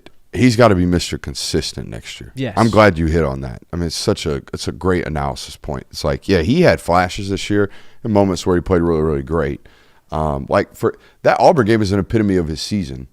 I feel like there were moments in that game where he looked lost, and then him and CJ together make the biggest play in the football game, punching that ball at the goal line. Arguably. A season, yeah. I mean, we need consistency from Raylan next year. The player that I went with, I think you could just say underrated for his entire career, because that's how he likes to be. That's just his personality. I gave it to Micah Morris. I think Micah Morris, when you talk about guys that were just solid players for you for an entire season, he never missed a game. He started for you the entire year. Just a sound football player, and one that you probably aren't going to rattle off the top of your head when you recall back to the 2025 season. Micah Morris is that. He played at left guard the entire season. He did a really good job at it. Did he flash like a Juan Gassner, and Donnie Glover, and Monroe Freeling? No, not really. But that guy played a huge role in the success of this offense, and it was a great veteran presence to have. A guy that's been on this roster for many, many years, was able to study under some guys, waited his turn, was just a rotational guy coming in this year, and he played really well for his final year. Now he's headed off to the league. Really underrated player, in my opinion. Can I ask a question? Go ahead. Can you be underrated if you were a top 75 recruit coming out of high school? Sure. Throughout your career, yeah. Okay. I think it's just underrated, like, for what this season was. Yeah, I think your high school career doesn't dictate like how rated you are. Okay. Like College career. Well, that's what I'm saying. Like Yeah. if you're a top 100, like, here's a perfect example of this. I think Jadeveon Clowney was an underrated defensive end in his time in the NFL. but he was the number 1 overall pick. So that's like, Yeah. can you be underrated if you're number 1 overall? But he was underrated in my opinion. That's my comparison. So yeah, I think you can be. I always felt like, and it's because I think he's incredible. I always felt like every time I watched Mike, I wanted more. But that's because I just want more. I just constantly want more. I never felt this way about Xavier Truss. You know what I mean? You're right. I felt like Xavier was maxing it out. I think Micah's best football still could be in front of him. So there's that. He was never a bad player. Yeah. Never. No. Ever. That's why I gave it to and I don't him. mean to say it like that. And he also played tough his entire career. I mean, there were moments in that Florida game last year where him and Tate are playing on one leg apiece. So, yeah, I don't mean to demean anything. I'm just like, I thought Micah could be as good as that kid from Kentucky. Yeah. That left guard from Kentucky. That's what I thought. Yeah. I just think there's something to be said for as much Georgia film that we watched this year. I cannot recall a single time where it was 56. What are we doing here? It was just he's out there, he's doing his job every single time. Yep. I think that's a very underrated trait for an offensive line. Defensive player of the year is still unanimous, and it's still C.J. Allen. Yeah, you CJ can't. I Allen. mean, I put runner-up Dalen's like runner-up. runner-up is Kristen Miller. Yeah. Yeah. Chris with you Miller's there. too. I think that and I'm glad that he didn't, if Kristen Miller missed 1 or 2 games this year, you could have very, very easily made an argument for him because I think that the defensive production would have dropped off significantly. And I'm not going to say it's not the case for C.J. Allen because he did miss games, but I feel like you never had to know a world without Kristen Miller this year. I don't think you'd want to. Are you FaceTiming him? Yeah, I don't do this very often, but he's no longer on the Georgia roster, so we can do this. We'll see. I doubt he answers. But we've talked about it. We're trying to pin him down on a schedule, though. Kristen, Talk to me, little B. What it is, what it ain't, what it is. you're live on television, so watch your mouth. When are you coming into the studio? Man, when I'm coming to the studio, can I come after combine? Can I? What do you mean, after the combine? Yeah, can I come after the combine? Because I'm in Cali right now training. You're locking in. All right, you are more than welcome to attend after the combine. We're going to the combine, right? Yeah, I think I so. would assume so. All right, so we'll see you in Indianapolis. Lock in at the combine. We can lock in there, and we can lock in back in the studio. Let's do it. All right, we'll do that. I got to get back to work, but I had to pin you down for a date because I know you're a busy man. Pause. Bet that we paying. We good. Let's do it. All right, buddy. Love you. We'll see you later. That'll boy. We'll see you. Look at him. Properly media trained. Way to watch your mouth when you're on television. Yeah. All right, so we booked an interview right there. Sick. We got Let's Kristen go. Miller. Defensive player of the year is runner-up right there. Kristen Miller. Like I said, if he missed games, you could have very easy because it'd been like, y'all saw what this defense looked. Now, no discredit to the defensive line. Having 52 on your roster the entire season available was huge for you, and you did not have to live in a world where he wasn't. All right. Should we do MVP first or offensive player of the year? Offensive player of the year. However you want to do it. Give me Gunnar Stockton for offensive player of the year, That's right. That's right. which means my MVP is Zachariah Branch. I agree with you. They eliminated his yards after catch of the Sugar Bowl, and they somewhat neutralized the passing game. Zachariah Branch completely changed the passing offense. Without Zachariah Branch, there's just you have no idea what that offense would have looked like this year. And that sounds scary going into next year, and it should a little bit because you can't replace a guy like Zachariah Branch. You can do your best with a guy like Sokovie White-Helton, who looks like he's going to be a great football player. But for what Georgia needed this year, for like a guy like he has to be ready now. He has to be polished now. Zachariah Branch completely changed and opened up this offense. I talked about it with you guys pre-show. The scariest thing for this Georgia offense is 3rd and 11. Mm-hmm. Every time they converted a 3rd and 11 this year, it was because of Zachariah Branch. Yep. Yeah. Whether it was him hooking up in his zone window, jumping up and catching it with his belly 7 different times, or whether it was them spitting a screen out, him making 3 guys miss and picking up 12 yards. I hate to get into this discussion because I don't want to make it seem like I disagree with you guys vehemently because Zachariah Branch easily one of the most valuable players this year because of how he changed. Ride 14's coattails right quick. Show him some love. It's worth it. That's what I'm saying. For as much as Zachariah Branch changed the passing offense, Gunnar Stockton changed the rushing offense for Georgia to a point to where you had to add extra numbers to the box to where guys like Nate Frazier, Chauncey Bowens, to where, hey, if we have a free rusher or if so-and-so gets through the offensive line, Gunnar Stockton handled that for the most part. There were a handful of plays all season where we looked at each other and no disrespect to the guy before him, we said 15 gets sacked right there. That play doesn't result in X if Gunnar Stockton isn't the quarterback. So that's why I'm going with him as the MVP. No pushback on Zachariah Branch. Did our chat just give him a brand new nickname? It fits so well, too. It's so great. What is it? Jacoby White Helton. Oh. But you got to say, like, Yakovi. No. Jacoby. And it's spelled Yakovi. You can't be out here Yakovi and Zakovi. It's not Zakovi. But you say Yakarai. Like, you really emphasize the yak part. Yeah. But I think Jacoby would be like, his name's Jacoby? Yeah, his name's Jacoby. Which, this is very off topic. And don't want to be. Got to be earned. Not even that. Don't want to seem weird with this. Zachariah Branch has some of the whitest teeth I've ever seen in my life. I've seen a lot of this trend lately. Dude, they are glowing. Chris Jones got some pearlies, too. Zachariah, You know who else got some pearlies? Quintavious Johnson. Like, when we were, Quintavious got the whitest teeth you'll ever see. I have to see his teeth. Well, we were at media availabilities and interviewing him, and you called him Yakarai. And he kinda smiled? I was like, God dang. Yeah. And I'd love to know, Pearlies. dude. Mine are getting yellow. I need to get some white teeth. I made a joke about it's one of the first things I noticed about Bear Alexander when he showed up on campus. It's like, wow, those are new. Because when you get new teeth, it's obvious you got new teeth. Oh, Right. so you think they're getting veneers? Isn't Yeah. that like just a thing I think you everybody's get doing? veneers after you get grills nowadays.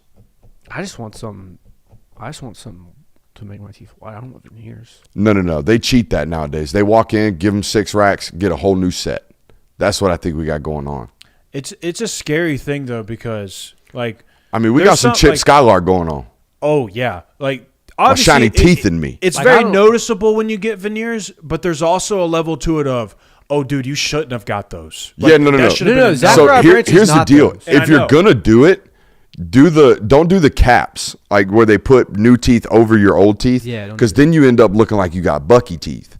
Like you need to have them filed down and get brand new ones. They need to knock you out, put I a know, brand it new sounds setup in horrible. there. It sounds horrible. It sounds awful. It is awful, but you got a brand new set. Like, Christian, I wish you could have seen the guy that we saw at College Game Day, because he is what we are Woo! talking about. Dude, the guy at College Game Day can't stop showing his teeth. His lips don't cover them. I mean, No. like, I don't want like Matthew Stafford veneers. And again, no See, disrespect. I thought he was on the early end of the trend. Like he's Oh, he had veneers was. for like 4 years now. Yeah. They've gotten so much better now. He got that LA money. I was like, let me get some new teeth. And he got the big ones. Yeah, no, He got the big ones. And honestly, I don't think Zachariah Branch has veneers.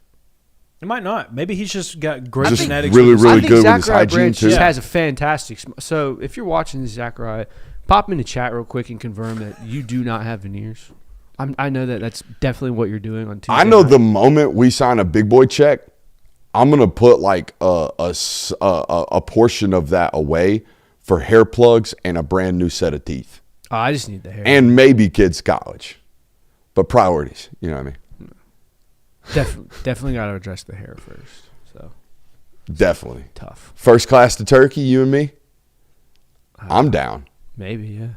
And the other thing I told Jonathan today, I'm vain, but I'm not self-conscious. I don't think I'll ever have to worry about telling the audience that this is a new rug that I got up here, if it ever happens, if it ever comes to that. You know, I'm not gonna lie and be like, no, guys. you won't Colin Cowherd it. Just show up one day with a brand new hair of paint.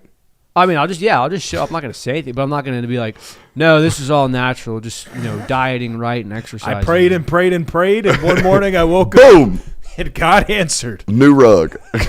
I'll go with you guys to Turkey. I'm not gonna get new hair, but I'll go with you. No, I'm getting new hair. I'm not concerned. No about doubt. it, dude. It is what it is.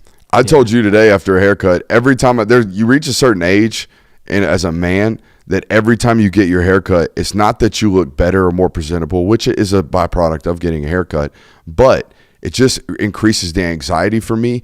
Every time he cuts it off, I'm like, my hairline moved back every time. Every time he puts the mirror over the top of my head, I'm like, oh, bring that back up. That's thinning. You know, it's just more anxiety every time I sit in the chair. Not good. Top 5 knowns. Top 5s. We got top 5s coming up. Top 5 knowns. Things you know about this football team. Number 1, I think I know the running back room's really, really good going into next year. Retaining Chauncey, retaining Nate, those are big-time things. Bo Walker showed promise. Some good things there in the running back room. Number 2, I feel like I know 4 of the offensive linemen if Ernest returns. Yep. That's a good known to have. Damn, we're going kind of same note right here. Number 3, the quarterback room's a known. Like, we have nothing to talk about this offseason. We have nothing to talk about from a quarterback perspective. No, Some of the unknowns we're going to get to at the quarterback room about development. Yes. Are we going to get better in certain areas? Those are things that are unknown. But who the dudes are and what the rotation is, we know that. Well, into the respect of what else we know about, we know that guy's a gamer. Yeah. Like, we know the type of football that he's going to play. He's not going to play scared. He's not going to play, I don't want to hurt myself. I'm not going to do everything I can for a team. He is a gamer. So that's what we know. I think we also know that Chris Cole will be your best defender next year. I think there was an argument that made he was at times your best defender this year. Defender as in defensive player? Yes. Maybe. Who's in running next year for best defensive player other than Chris Cole? Gabe Harris could be that. This is a stretch a little bit. Also, wasn't C.J. Allen that? There were moments on tape where the best player on the field was number 9. Right, but overall, consistently, it was C.J. Correct. This is a stretch, but just throwing him out there. Elijah Griffin. That's kind of what you expect him to be eventually. Could be. You expect him to be the best player on the field. I think for my money, if I were to make a gamble, best defensive player next year, we're voting for Depoy. I think by this time next year, it'll be unanimous Chris Cole. That guy has the most doors that he could potentially open next year. That's for sure. Like, nobody on that defense has more doors to open next year than Chris Cole. We know for a fact he's a top 3 player on this defense. We also know for a fact Quintavious Johnson and Gabe Harris will play defensive end and jack next year. Yes. What we don't know is if they're going to get breathers. Right. There wasn't anybody in that box that played more snaps than those 2 football those players. two didn't come off the field. No, they did not. Yeah. And that obviously got help with Amaris Williams' addition. He'll play both of those positions, I was told yesterday. So there's that. But those are my 5. What do y'all got? So you and I agreed on the running back 1 and 2 is fully set. You know that. You know that Gunnar Stocken's going to be a gamer. You know that your cornerback room is going to be more experienced. That's just by nature of it. You went into last season saying, we've got this Dale Everett guy. He's played 3 seasons for us, and that is fantastic. But these other guys, we don't really know who. We don't know if it's Daniel Harris. We don't know if it's DeMello Jones. We don't know if it's Ellis Robinson. You're coming into this year with, hey, Ellis Robinson and DeMello Jones have starts under their belt. They have pretty much a full entire season of doing so. And on top of that, we've added some major depth pieces that also started elsewhere. So they are going to be much more experienced at that position. Number 3 is you will have one of, if not the best tight end rooms in the country. That's just, as long as Todd Hartley is wearing the G on his chest, that will be the case for you no matter who is on that roster, no matter what the recruiting class looks like. You're going to have one of the deepest and best tight end rooms. And then number 5 for me is you're going to have a veteran presence at every position on defense, which is extremely valuable. You get Raylan Wilson. I'm considering, like, we're at year 3 of Ellis Robinson. Like, that went by really quickly. KJ Bolden's obviously going to be a veteran. He'll have 3 years of starts under his belt by the time this year comes by.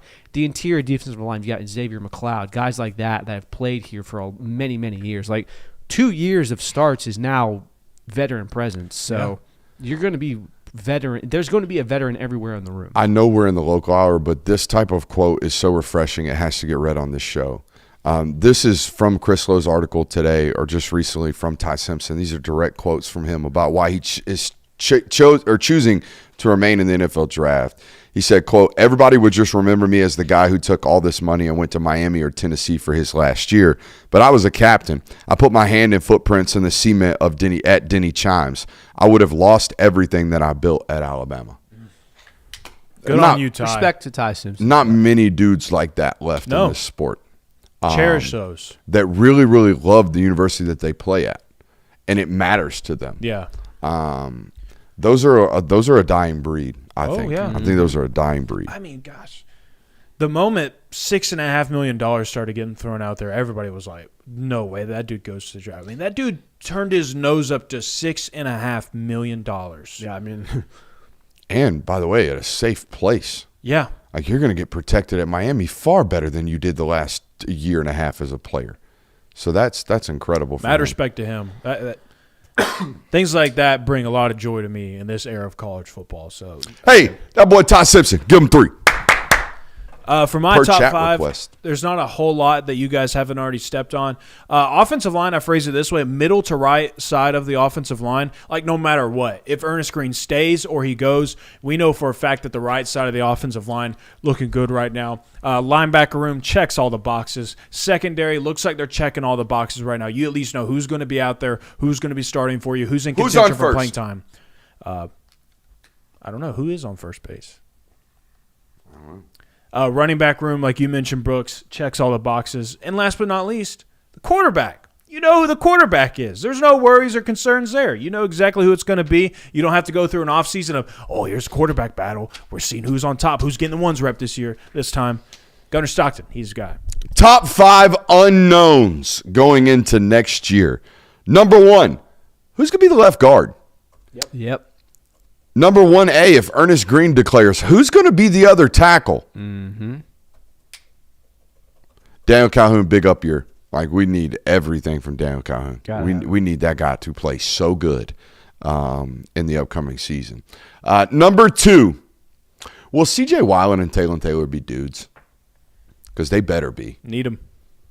Have to have. Like, I know Isaiah Cannon's a little bit of insurance, but not all that much.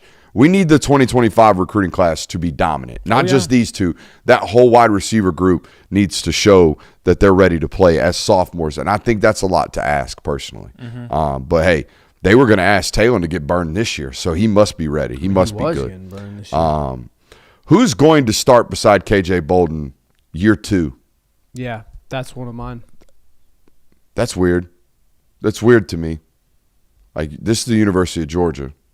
And for 2 straight years, we don't know who the other starting safety is going to be. That's weird. Well, I mean, it's I don't know. It's weird because, like, Kyron Jones, don't know exactly his current status right now. Like, we know that he dealt with an injury throughout the year. Like, what's his spring going to look like? All those things. Khalil Barnes looks like the obvious answer of this guy has 1 year of eligibility. That's who you handpick to be your safety in this transfer portal class, or like your first safety off the board. Georgia kid. That seems to be the answer. But, I mean, you're right. It shouldn't be that way. Like, that's not how it should be. No, especially when you go from – it felt like you were bouncing back and forth between just really good starters. When Lewis Cine left, Malachi Starks stepped up. When Malachi Starks left, you had K.J. Bolden there, and guys in between that of Dan Jackson and all of these Chris Smiths. So, Like, I think the Jamarlee Riddle kid's really, really good. I do think the Barnes kids played great football. It didn't end well at Clemson, but he's played really good football from day one. I thought he played good against you guys in the Dome last year as a true freshman. So, they're good football players. It's just, for me, knowing what the nucleus is that runs that room, for them to have to 2 years in a row throw multiple bodies at a position of need, and that being the position is weird to me. Now, here's the good thing, is that last year it got concerning because if there was a safety in the portal, Georgia was taking them. It didn't matter who it was. That's kind of what it felt like watching it from the outside view of, we got a UAB safety, we got a Miami safety. Like, we're bringing in all these different safeties from the transfer portal. This year it felt a little more selective. The Gentry Williams kid, to me, seems like a stab at nickel. Oh, that has star sure. written all over Yeah. it. That's not a Georgia corner body type. no. That's 5'11", 186 pounds, I believe he's listed at. Yeah. That screams star, and that's where he should be. He impacts the football. That's what he does. And I think it's also like Georgia's moves last year felt very much of, we got to find a way to get 5 guys on the field. Yeah. This year it feels like we need to make sure we have 7 or 8 guys so that if one of these 5 goes down, we're not having that much of a drop-off. We saw it. You were 1 targeting penalty away from, hey, Zion Branch has to come in, and he's playing winning football for us, but we don't love it. Or, hey, Kyron Jones is out this year, and now it's kind of like, oh, well, what are we going to do? Or I like the tape of the 2 guys they've taken this year far more than the 3 they took last year. Yes, correct. I'll say that. for sure.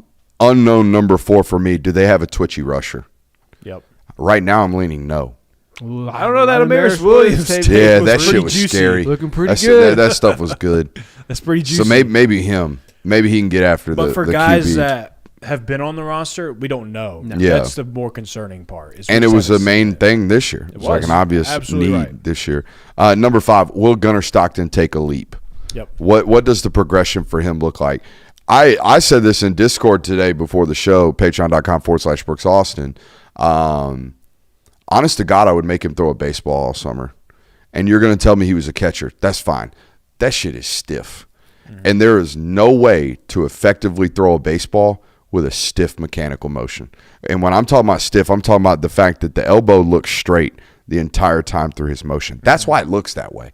You can be long. We saw this with Marcel Reed. You can drop the ball and still get it in and out of the motion really quickly. Right. He does not. He is almost very much so a 5 o'clock to 12 o'clock thrower. We've got to figure out a way to get some fluidity in that stroke, if you will. And I think I could fix it. I think I could fix it with a baseball. That's what I would do. We would have to become a rotational thrower through throwing a smaller ball than a football. But do you want to try and change Now I mechanics? would. The next 6 months we do. Okay. And then once June comes around, you cannot touch him. Because he's comfortable with everything else. You by now. cannot touch him. Yeah, I mean, the football intellect, he's been there. Right. He knows the system. He's comfortable. His reads were clean. Snap one, game one. His eyes were in the right spot. His ability to make the throws, though, that has been a question throughout. We know he can throw a firm football. It's being able to layer and throw with touch and anticipation that we really struggle with. And until we fix the mechanics, I think we will remain struggling in that area. It was kind of like, now it's not to the level that you're talking about the fluidity, but we did kind of start to see some arm angle changes in Gunnar throughout the season. As he got further and further more comfortable with playing and being a playmaker, it showed up and it happened. I think there is room for this to change in the offseason. And we also have historical data of it. Tom Brady changed his entire mechanical platform in one offseason. Josh Allen did it in one offseason. So these things can happen. There's no doubt about it. Right. For my top 5, I have ceiling of the wide receiver room. Just don't know what that looks like yet from the younger guys that you were talking about from the 2025 class. London Humphreys, you kind of know what his ceiling in this offense looks like. But outside of that, it's a whole lot of unknowns. Isaiah Canyon is a great pickup from the transfer portal. Does he have more ceiling to grow into in this offense? Does he have more production than what he did at Georgia Tech? What does that look like? Don't really know just yet. The pass rush. Just kind of continuing to figure that one out. Zayden Walker might be an answer there. Amaris Williams might be an answer. Some of these younger guys, they might be an answer there. But kind of going into this offseason, like, are there going to be changes there? Are there going to be improvements there? Left side of the offensive line, left guard and left tackle for that matter right now. Awaiting the decision of Ernest Green. That plays a role in this. But for now, don't really know what that side of the offensive line is going to look like, and that's a very important side of the offensive line. Your third down / third running back. Who's that going to be? Who gets that role this next year? Are you just going to go with Nate Frazier Who's and Thunder? Chauncey? Yeah. Who's going to be that this year? Is it going to be Dowdell from Kentucky? Is he going to be inserted into that role? Or is He's it more just of a gadget player. Yeah, he is. So just kind of curious to see how that develops throughout the year. And maybe you just trust Nate Frazier and Chauncey Bowens to be the main guys for you, and you just keep them on the field for the majority of it. I don't think anybody would be too mad at that.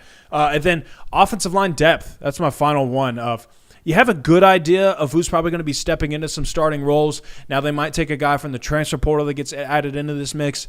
But outside of the starters right now, who are the guys that are going to step up into these situations of, hey, we just had a rolled ankle, somebody's got to go out there? Who's going to be in those roles, and are they ready to be in those roles? It's very obvious to me, guys, where they directed their resources this offseason on their roster. It was about spending money on retention. It is about betting on the recruits that we have signed. It's about betting on the 2025 recruiting class. It's about betting on the 2026 recruiting class. It's about betting on what they've built the program on in a day and age where everybody's building out of the portal. They're continuing to build off retention and play. Like, all of the money went on retaining the important players they had to have. Yes. And look, we're still 3 days removed from the portal closing officially. So we still have to go a ways before this statement I'm about to make is true, but they have yet to lose a pivotal player in the portal. They have spent all of their resources on retaining the roster, and they've done exactly that. They have the fewest amount of portal entries in the entire conference. Outside of Juneau. That's a starter. It's a starter, but you guys are privy to conversations that listeners aren't. I understand that, but from the outsider's perspective, that looks like a loss. Everybody else, and I'm doing this more so for the fact of when we go through this and we have a listener, and if we don't mention Jonell, people are going to say, hey, Jonell Aguero, that's pivotal. Correct. But from what we know, yes, you are right. We're live on TikTok right now while being live on YouTube. Just trying to get that TikTok sponsor or follower count up. Nice. Don't spend a lot of time over there.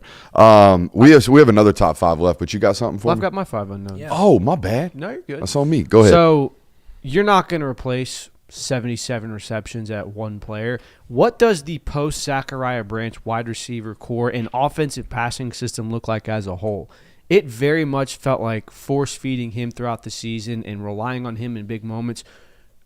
Obviously, one guy's not going to step up and take that role. We think Jacoby White-Helton is going to kind of be the gadgety slot receiver to come on screens. Where does that production look like elsewhere? My next one is, what does this offense and not having role players such as Cash Jones, Dylan Bell, Josh McCray look like? I know, obviously, that they had some experience, but Cash Jones was your, third and passing guy. Josh McCray was your third and short. Dylan Bell was kind of the gadgety, do-it-all guy. How does your offense change with not having those available to where you get in tendency situations, you have a plug-in player for that? If it was third down and we were passing the ball, you can imagine Cash Jones was on the field. If it was third and short and we were running the ball, Josh McCray was there. Stuff like that. Number 3 is, what does the defensive backfield look like from a standpoint of personnel? We've kind of hit on that one. Number 4, offensive line positions. Don't really know where everyone's going to be organized out.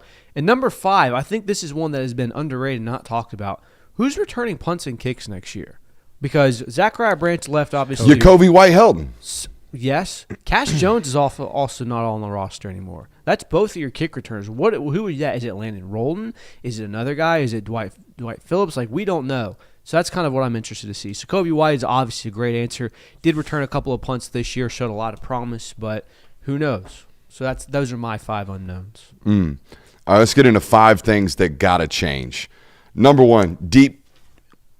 You want to give one more? Yeah, what? It's a big football game. Before we do, very special promo code coming up. Yeah, before we do, make sure you're heading over to SeatGeek and supporting those guys. It is the national championship time of year, the most important game. And while the Dogs aren't playing, it's still going to be an incredible game to see down in Miami. So if you go over there and use Film Guy 100, you will get $100. That's not 10%. That's not 20. That is $100. A crisp blue note. A crisp Benjamin off on your ticket prices if you use Film Guy 100. Plus, every ticket's backed by their buyer guarantee, and they have a very good system to use that lets you know whether you're getting good deals or not. Green dot's good, yellow dot's all right, red dot's bad. Just so I want to say thank you again to our folks out at SeatGeek. That is promo code FilmGuy100. FilmGuy100 over on SeatGeek for $100 off the national championship. You know who probably felt like a god? The counterfeit money producer that was so good at creating fake $100 bills that they put that blue stripe on the $100 Benji. Yeah, that was probably a collective effort. That guy was probably pissed off, but also was like, "Damn, I did some shit. I done changed the currency. I done changed the game, Jay Will. I done flipped the script." Also, that guy was probably living it up that one day. Also, hypothetically, if I'm counterfeiting, I'm just getting 1s, 5s, and 10s, and never having to buy groceries again. Yeah, I don't think most counterfeiters are thinking like you. I don't think they're playing the small, long game. I don't think counterfeiters I just need my fruit and veggies taken care of. Yeah, dog, I just got to pay my bills. Dog, I got to rack it up. Yeah, I got to rack it up. You're right, silly me. All right, top 5 things that got to change. Number 1, the deep game passing attack from Georgia. It's been relatively anemic for 2.5 years now. Mm-hmm. They don't have a consistent ability to threaten teams down the field. Mm-hmm. And that's got to change. Absolutely. It's got to change. That's number 1. Number 2 for me, defensive letdowns. Yeah. Like the last couple of years. Now, I know it's bound to happen. You run into a good offense, but there can't be days where we can't get a stop. No. We're going to lose. And you can't do that. From a point standpoint, things haven't been that bad. Yeah, you're going to get these 40-point games, 30-point games. The Auburn Tigers, who at the time were one of the worst third-down teams in the SEC coming into that game, should not be converting and walking down your throat. Alabama Crimson Tide, no matter how good that team is, should never start a game 9 for 9 on third down. Nope. Stuff like that cannot happen. So, there were spurts of just not Georgia defensive play. For sure. And that Absolutely can't happen. especially when there are signs of that you can obviously do this. Yes. When there are signs of you're a great defense, and then there's moments where you're not you. That can't happen.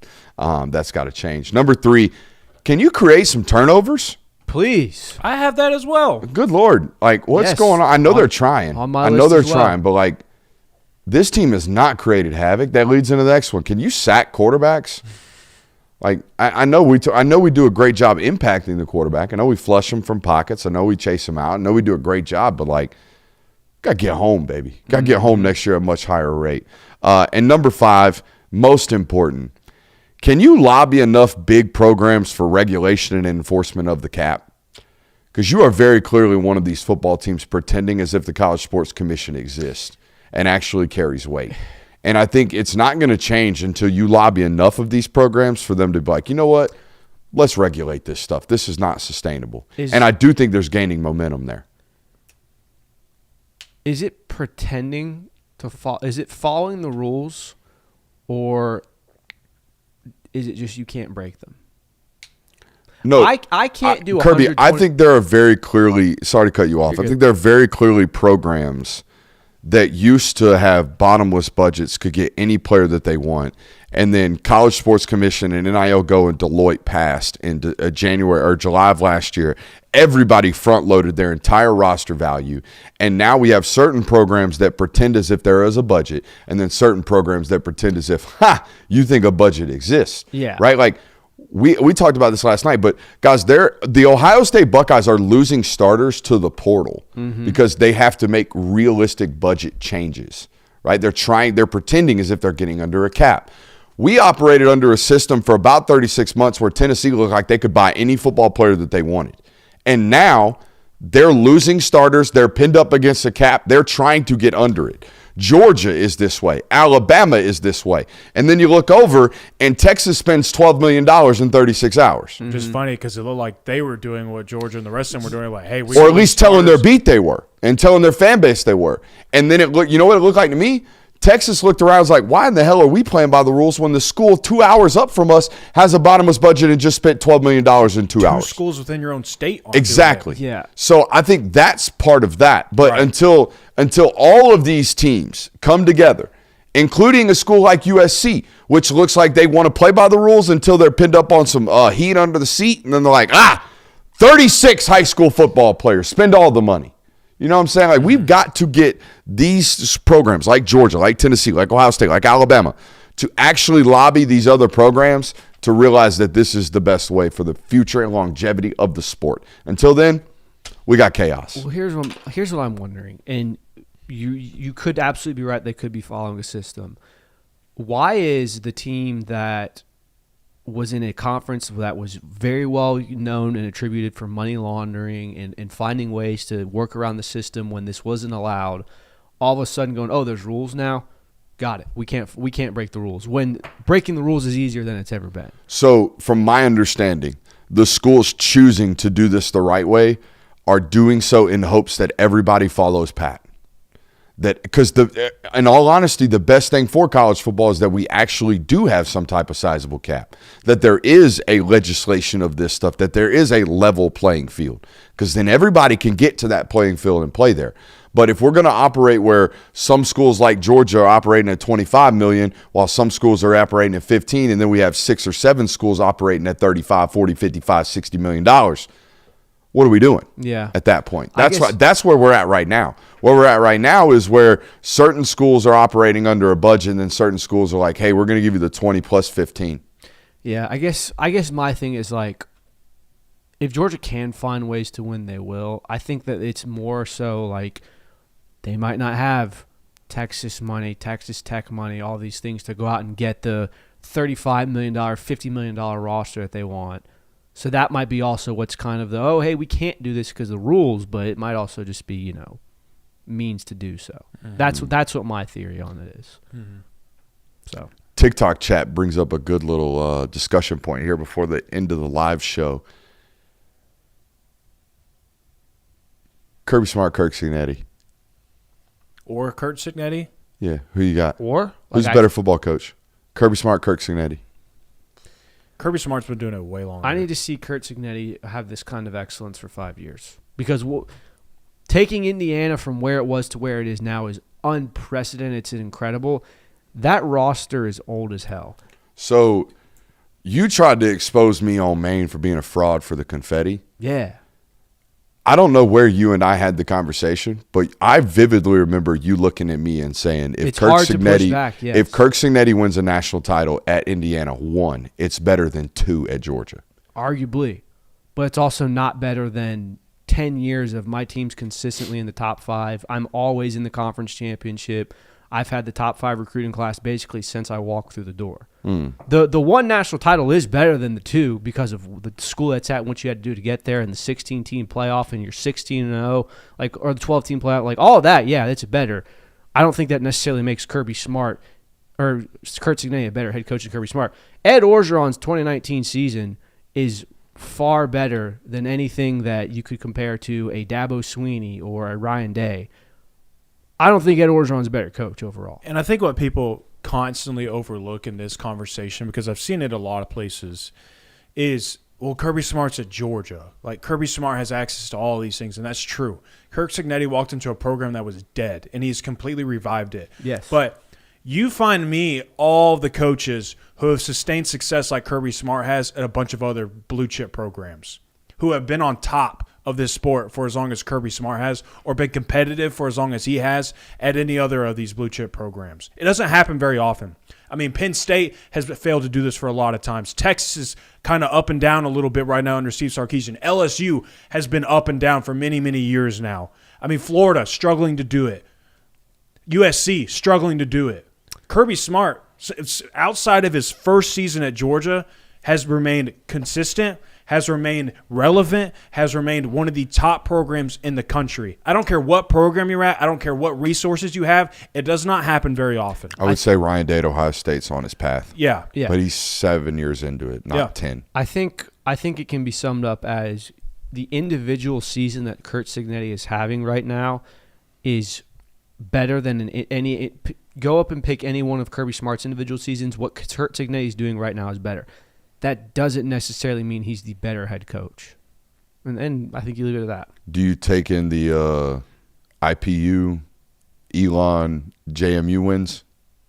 Because he's done this at 4 programs. No, he's won everywhere. I mean, he's won everywhere he's gone. Google me. But he hasn't done it at this level, at this rate, for this consistency, at this program where the competition's this high. And we are also putting the cart before the horse because he hasn't beaten Miami yet. Right. Correct. And the thing I hate most about these conversations is that people are going to take you saying that Kirby Smart is a better head coach as a shot at Kurt Cignetti and saying that he's not a good. No, Kurt Cignetti is a great football coach, and it looks like he's on track to build continuous success at Indiana. But what I'm saying is you can't demean Kirby Smart's tenure and resume at Georgia just because it's at Georgia. That was my entire point. Yeah, this is kind of akin to the Patrick Mahomes Tom Brady argument, which I know we're getting really off topic here, where the 3 or 4 years where Patrick Mahomes was doing what he did was like, oh, this might be better than what Tom Brady did. The problem is Patrick Mahomes has not done that for 15 to 20 years and might not do so. Like, the Kansas City Chiefs might not be very good next year. So stuff like that, it's the longevity that gives Kirby Smart the advantage. It's not the one-off individual season. Kurt Cignetti's individual season's better. Yes, 1,000%. It's a better coaching job because of what he had to do, the schedule that he had to go through, and the tournament that he had to win. But Kirby Smart is still the better head coach. DeBoer was a winner at Washington and past colleges. What's the difference between him and Cignetti? Completion of a unit. Like, we've watched 2 years in a row, DeBoer's offenses have looked one-dimensional in one way or the other. That's never happened with Cignetti. Anyways, we good? We are good. I'm good. You good? Mm-hmm. We'll be back with film study tomorrow. We're going to take a look at that Indiana defense. Also might take a stab at a quarterback transfer. Don't know. We might mess around and find out. We also have our prediction for the national title coming tomorrow on our live show. We'll be here at 8 o'clock. Appreciate you for being here. Make sure you hit that thumbs up button on your way out. We are on our way to 100K. It's been a little bit of a slow crawl as of late. I need y'all to help me out on that one. I want that play button as soon as possible. If I can get that sucker soon, that'd be dope. Going to do a cool down after show over here on TikTok for about 10 minutes.